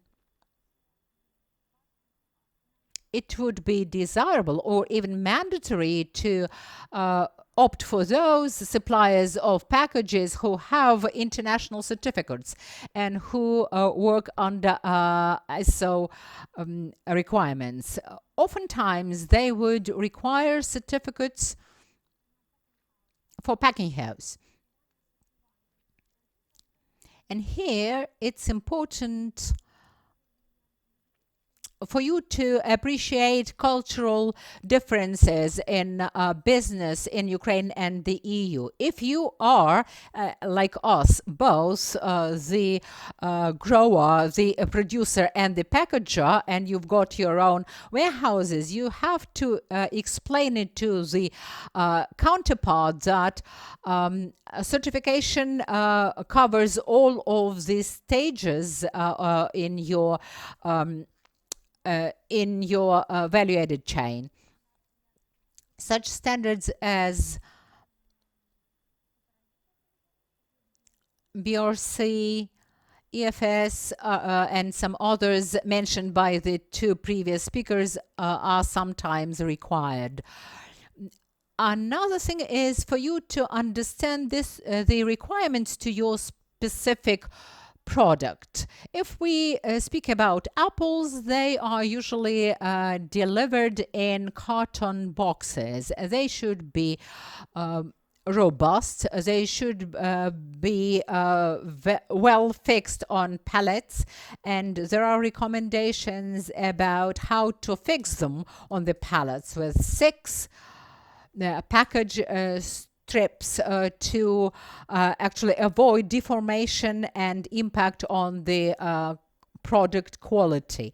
If you are planning to supply to a supermarket chain with very specific environmental requirements, then you should use not plastic but carton alveoli or pellets. You have to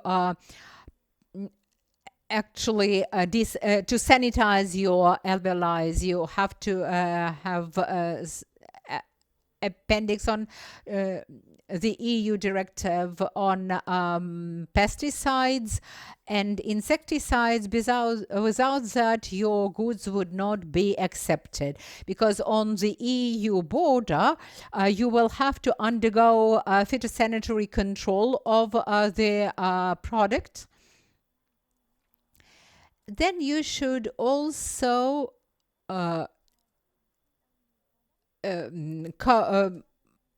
use PLO code for every unit of your products, and you have to actually make sure that the code is correct.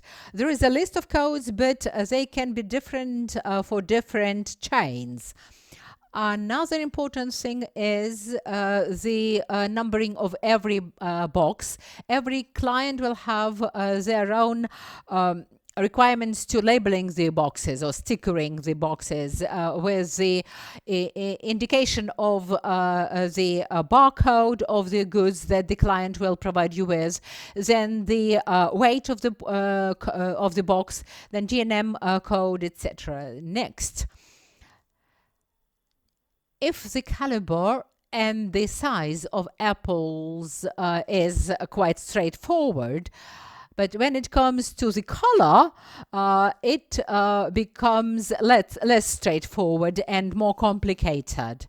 You have to be very detailed in describing all of those things, and the classes of products, extra, class 1, class 2.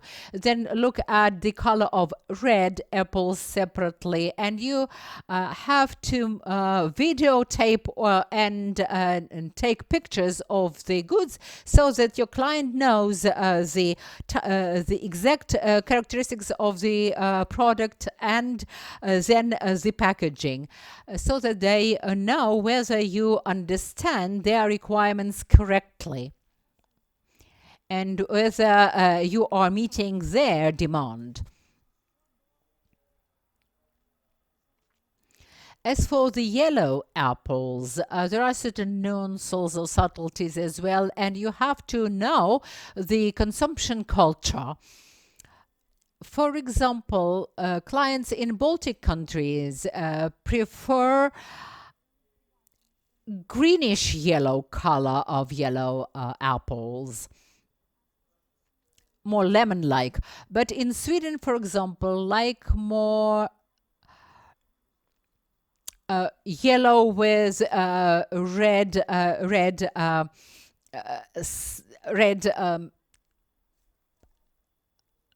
part when it comes to Golden Delicious.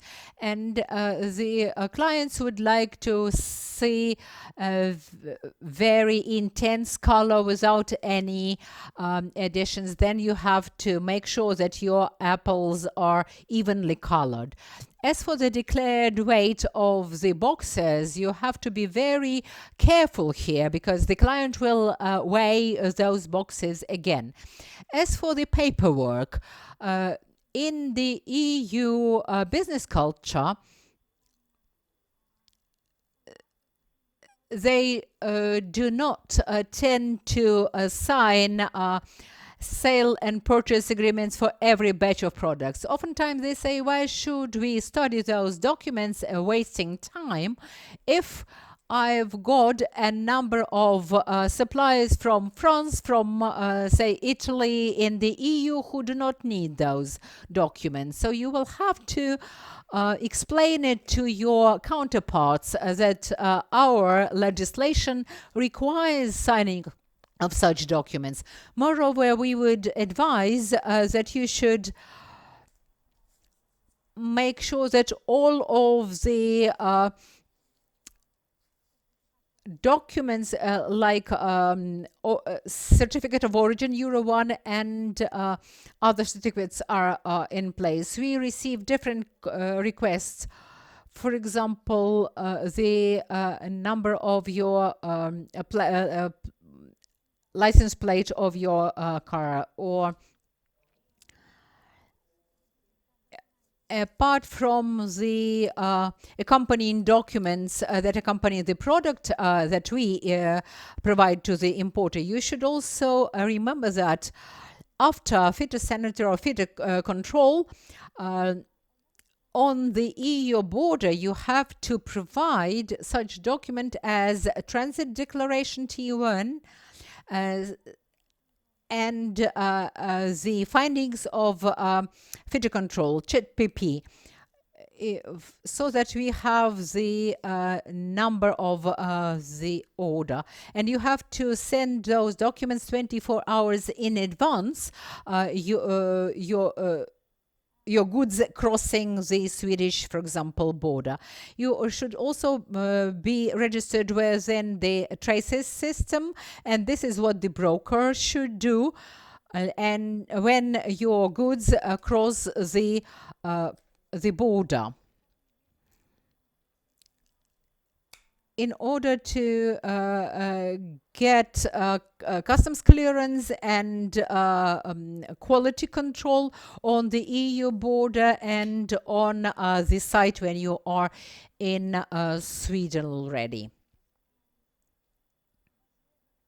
Another important thing is to get feedback from your client. Any attempt of export, be it successful or otherwise, can be very useful experience to you, particularly when you seek feedback from the client, their impression of your goods, of the cooperation, whether there were any mistakes in marking, in labeling, in packaging, in paperwork, and whether the quality of the goods meets the expectations and requirements.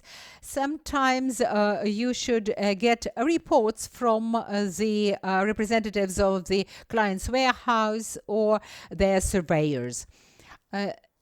So all of this information is extremely important because it allows you to look at your own product from the outside, from the client's perspective, and see where there is room for improvement at the stage of sorting the product, then packaging the product, quality assurance and quality control prior to picking up those products, and requirements to the delivery chain. Thank you very much. That's all I wanted to tell you.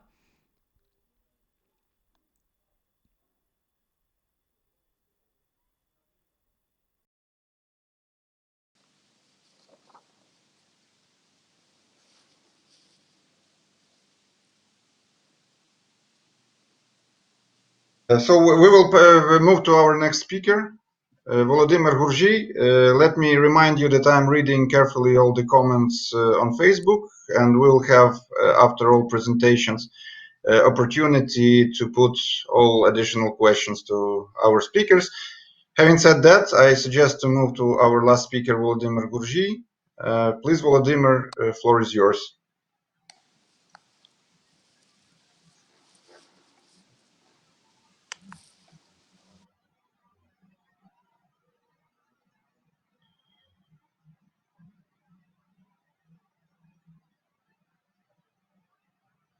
No sound, please. Твердіть якось, бо... О! Є звук. Є звук зараз. Є звук. Мене чути, так? Так, я чую. Окей, а всі інші чують? Ми можемо розпочинати? Так, ви в ефірі, будь ласка. Окей, доброго дня. Дуже дякую. Thank you very much. I would like to thank ITC project. Oops.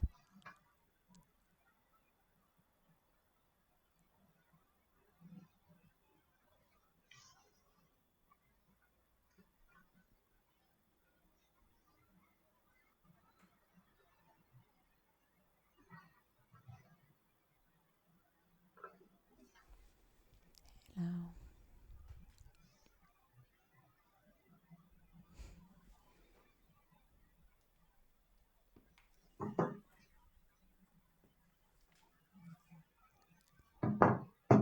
That's it.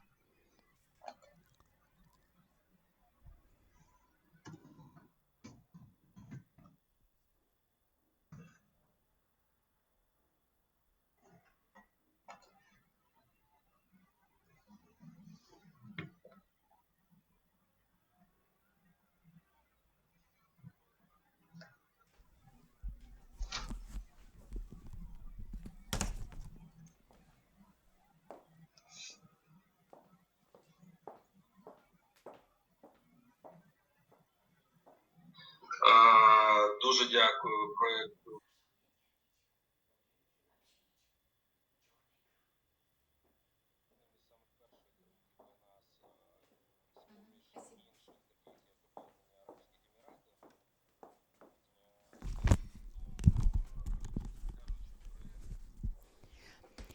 Okay, when I hear Sweden and Swedish market, I always feel wonderful, only positive emotions. It was something new to us. We were amongst the first exporters of apples to Sweden, to the Swedish market. Therefore, we've got a lot of experience to share. We started selling apples to Sweden back in 2017. Even though I sell fruit, or I've been selling fruit for 10 years, and I understand the essence of this business, the specifics of storage, the specifics of transporting, the biology behind those business processes. But the direct export of apples from Ukraine is a fairly new phenomenon. Prior to the Russian embargo on Ukrainian agricultural produce, we exported mostly to Russia, to the Russian Federation. However, when we speak about export, I see it from a different angle. To me, commercially speaking,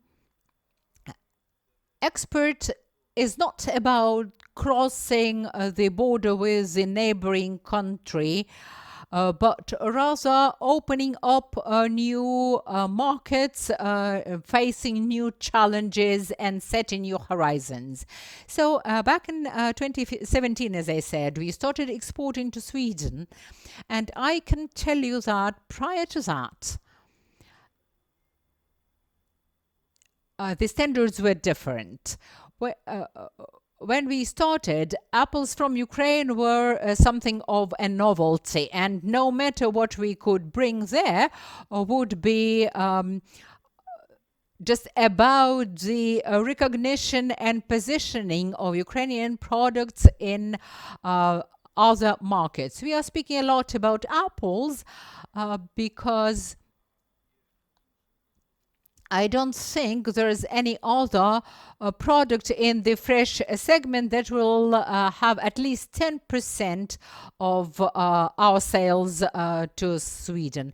Today we speak about exports of fruit, vegetables, and edible nuts, meaning that Ukrainian exporters have some experience in exporting apples rather than any other produce.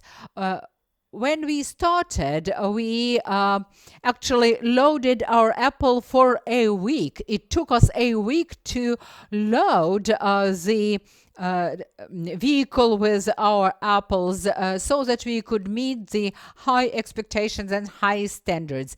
Every apple was inspected very carefully, and we got a very good feedback. Then every year, the number of Ukrainian exporters to the Swedish market has been growing. And we understand that the competition amongst the suppliers boosts the quality and stabilizes the price for the buyer. So in this case, it is the benefit for the buyer rather than the exporter. Given that export to Sweden and the Swedish market was a pioneering market to us, Ukrainian growers of apples, it was totally unexpected, and it was all about hype. People understood that Sweden is El Dorado, is something that can give benefit to everyone. Very few people understood that if there is one supplier, then the supplier benefits. But when there are two suppliers benefit. But if there are 10 suppliers lose because they start competing on price, whereas they should have competed on quality of product and service.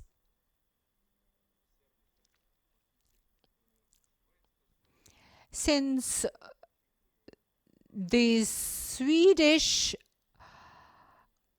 party expects us to be well coordinated in our efforts.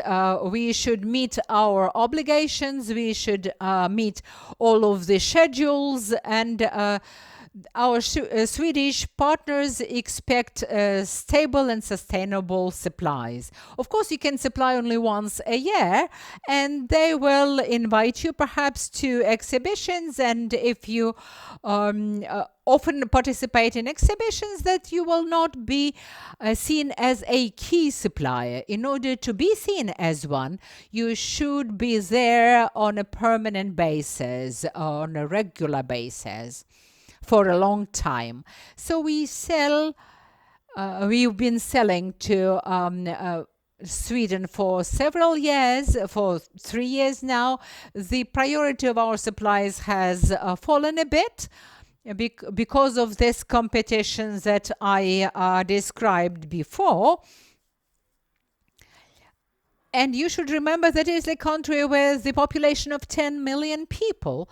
It's not huge, a huge market.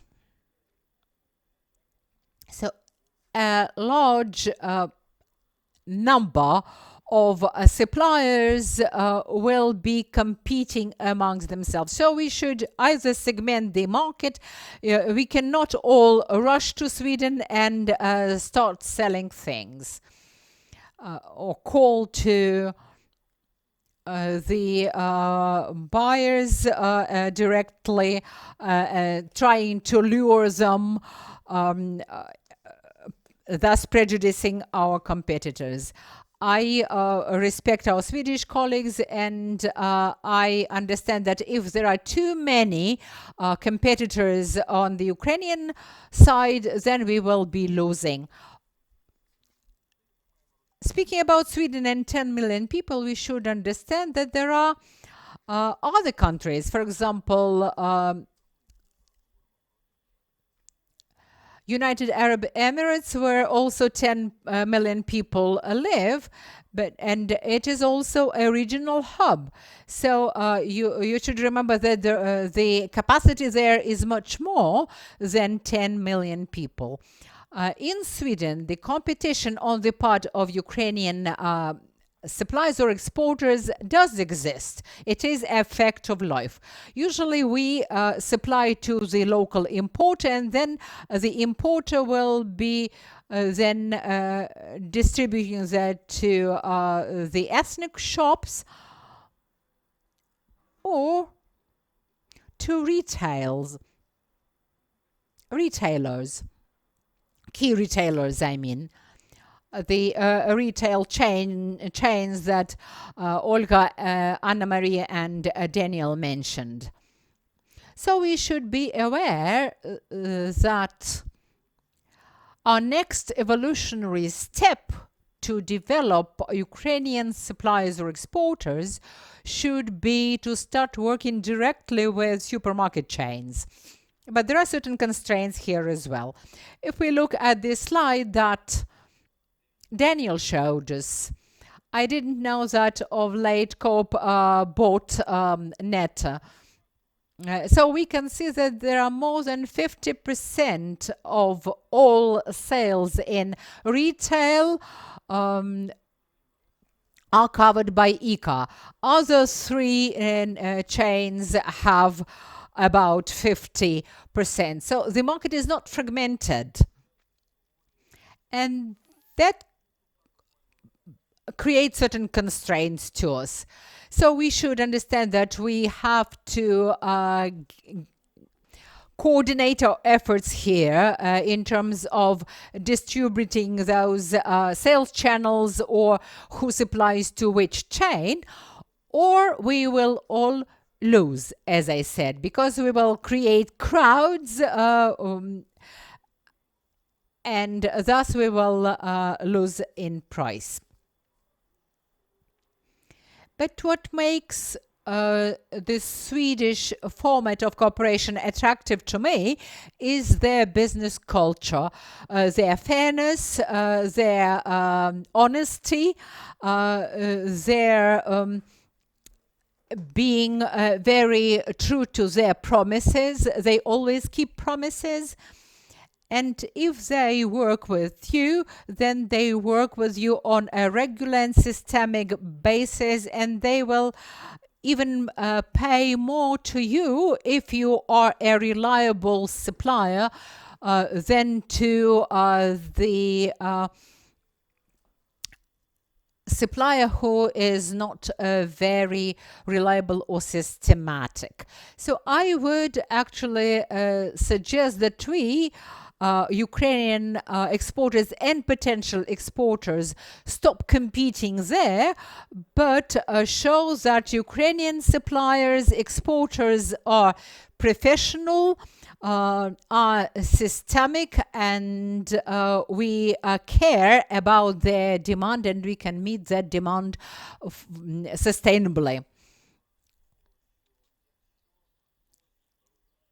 Now, if you understand that you do want to sell in Sweden or to Sweden, but you don't have the necessary resources, then SP Fruit Company would welcome cooperation, and we can serve as a bridge that will unite your products and supermarket shelves in Sweden or other 18 EU countries where we are present and have a fairly good positioning.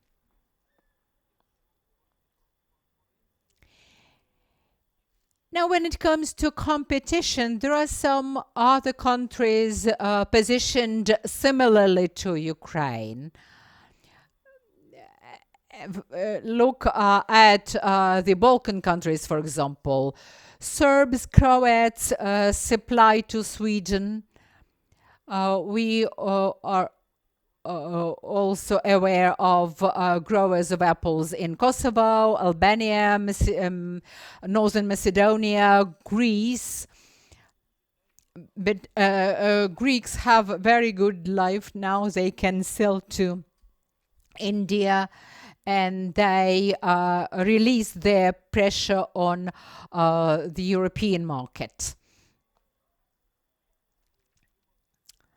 Now, requirements to quality and standardization. Everything is very simple here. The previous speakers have already mentioned that certificates are required and are a must.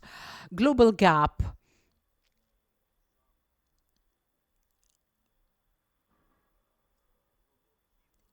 is a must, as I said, because it is the certificate that enables the producer to make sure that they produce clean and high quality produce, traceable and safe. So a global gap is a mandatory standard. Now, when we speak about ICA, which has more than 50% market share. If you want to supply to ICA, you will have to get SEDEX certificate that will prove that you are a socially responsible producer. I haven't seen any such producer in Ukraine. We are at the very beginning of this road to export to those markets. And there is also Ex-Food Combi Bergendals. And the fourth is a Lidl from Germany, as Daniel said, and it's a large multinational chain, but it is not that well represented in Sweden thanks to ICA, or because of ICA. So,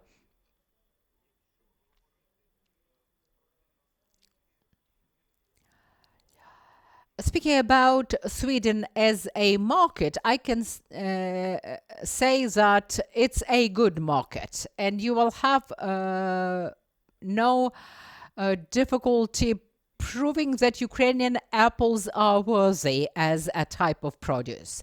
So Swedes do know about Ukrainian apples. Even though quality standards have risen of late. Whereas 3 years ago, the quality was quite sufficient, the same level of quality would not be sufficient today. As far as standardization is concerned, do not invent a wheel or a bicycle. Just look at UN standards set to apples, extra class 1 and class 2. Just make sure that you and your buyer are on the same page when it comes to the standard, that you interpret them in a similar way. Because if you make a mistake once, perhaps it can be forgotten, but not twice, or and forgiven, right? And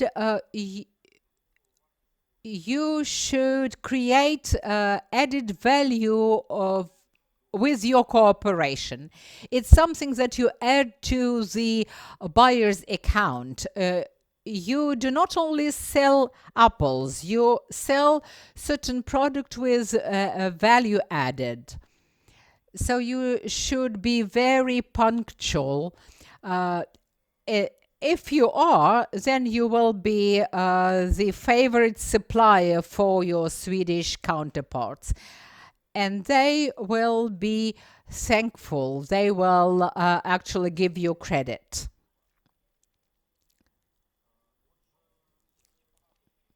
So there's a lot of information. I can provide you with some additional information, but the previous speakers have touched upon every at least set of information. Should you Yes, thank you very much, Volodymyr, for your presentations. We do have questions from Facebook, both to you and to Olga. If possible, can you please also connect Olga for these questions? So first questions, how exactly did you get straight to the business with a Swedish importer? Was it like cold emails? Was it calls or visits or some business consultants or chambers of commerce? How do you exactly get straight to the business in Sweden? Volodymyr. Окей, як ми це робили? Ми познайомилися з нашим потенційним покупцем на виставці, і я вірю якраз в живе спілкування. Я не вірю в сьогодні Деніел досить дипломатично сказав, що якби ви написали на info@, то можливо вам дадуть відповідь, і це буде залежати якраз від ліквідності, наскільки потрібний цей товар і таке інше, але мені здається, що все ж таки інфо не працює, працюють живе спілкування, і якраз у вас і знову таки шведська сторона не любить розмов про все навколо. Шведські імпортери, покупці будуть готові вас послухати швидко для того, щоб ви як в поїздці в ліфті, в ліфті, у вас буде там якісь 30 секунд, щоб дуже все концентровано передати. Хто ви, хто ваша компанія, що ви продаєте, в чому переваги?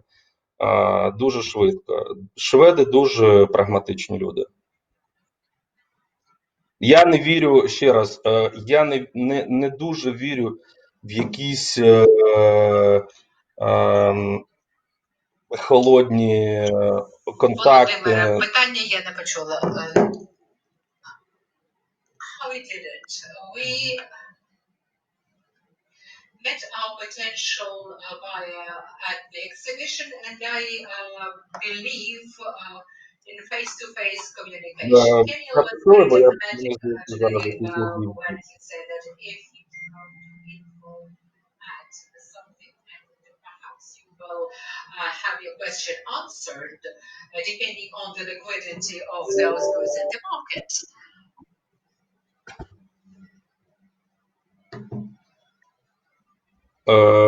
Я можу продовжити. Також я на даний момент я не вважаю, що якісь контакти, отримані від торгово-промислових палат, можуть аж так настільки сильно працювати.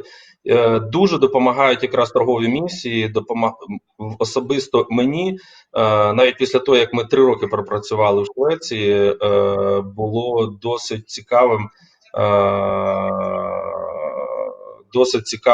бути якраз в Швеції і спілкуватися напряму, побачити, як все працює саме на тій стороні.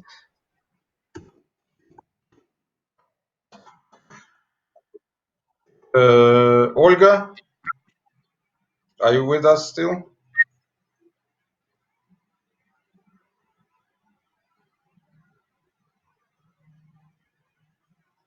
Olga?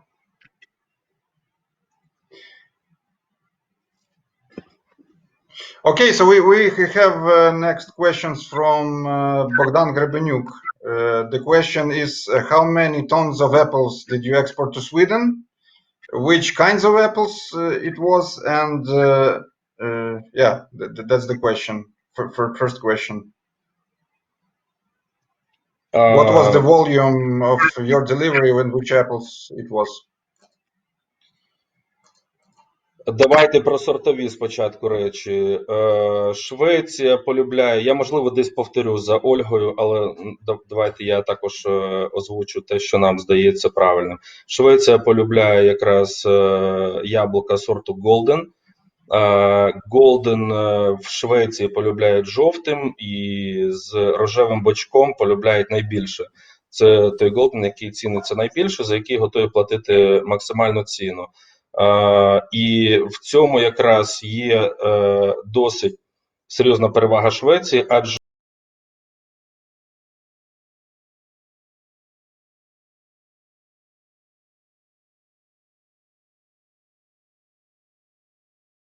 точніше, взагалі майже не користується попитом яблуко Golden. Також, як і скрізь по всій планеті, Royal Gala – це номер один, смугастий характер забарвлення, високий рівень забарвлення більше 70% червоного плюс. Також Granny Smith зелений колір, без ніяких жовтих, лимонних, рожевих вад. Також те, що цікаво для українських виробників і постачальників, дуже важливо, це знову-таки не продається масово в інших країнах. Red Джона Принц або Джона Горед, або якісь похідні від Джона Голду, цікаві. Фуджі гарно забарвлений, Red Delicious або його клони, ну, це основні речі. Скільки ми продали, який об'єм? Ну, ми продаємо небагато в Швеції, і в Швеції ми продаємо якраз тоді, коли в нас є це змога робити. Адже оскільки в нас широка географія продаж, нам доводиться все ж таки вибирати інші країни в високий сезон і постачати в інші країни, оскільки в нас є країни, де платять більше за таке саме яблуко.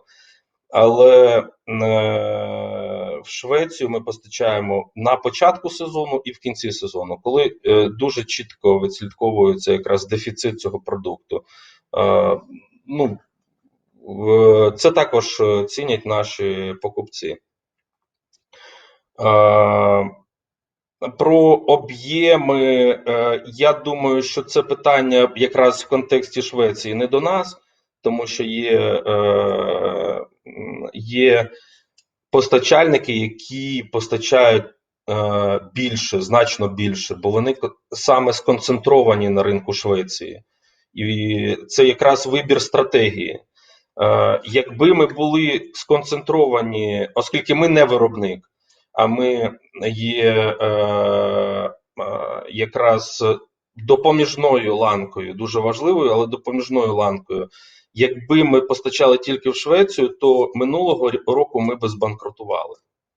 Тому ми були вимушені, як вимушений крок, шукати інші ринки, де ми зможемо ефективно продавати, де ми могли ефективно продавати. І тому минулого року ми поставили небагато, цього року також небагато. Це далеко не 1000 тонн. Якщо є країни, куди ми постачаємо там від 1000 тонн, то Швеція в географії наших продаж займає незначне місце. Я думаю, що Ользі буде більше що додати якраз з приводу поставок, бо в них є якраз ці сорти, в них є Golden, Granny, там, Pinova, які досить непогано продаються безпосередньо на ринку Швеції.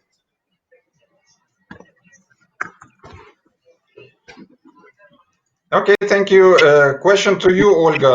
How much time did it take for you to make first delivery to Sweden since first contact? And your recommendations, how do you get straight to the business with Swedish importers? Thank you for your question. So there is no simple answer for this question, but I can say that almost the year from the first email, then the real meeting, then the mission, and then the delivery. So 1 year. And I would like to say that it is not one just real meeting and that's all. So different representative of our company was in excursion in specific companies. And so if you talk about one company, it's about 1 year. If you talk about another one, it's almost 2 years. It's and our recommendation just quite simple, as to make a contact with this client, even if it's not the season, even if you don't have any to offer, you should at least be polite, be positive, remind about your company, about your news, and ask what's news in your partner, and then your partner will contact you in appropriate time for him or her, and ask about the availability of your product, and you will offer, and that's all. Thank you so much for your comments. We are running already behind our planned schedule, so just last final question to you, Daniel and Anna Maria. In Sweden, what are the best events or platforms for networking where like suppliers from Ukraine, let's say, can come from and to get business contacts? What's your recommendation on best events to attend? In Sweden, there are not that many fairs. There is one that is quite new in South Sweden that is called the Nordic Organic Fair, which some attend. But even though it's a huge fair, most importers of fruit and veg, for example, they go to Berlin. So sometimes it's actually easier to go to Berlin to meet Swedish importers than going to fairs in Sweden. So that's still the most important fair. That one and fruit attraction in Madrid.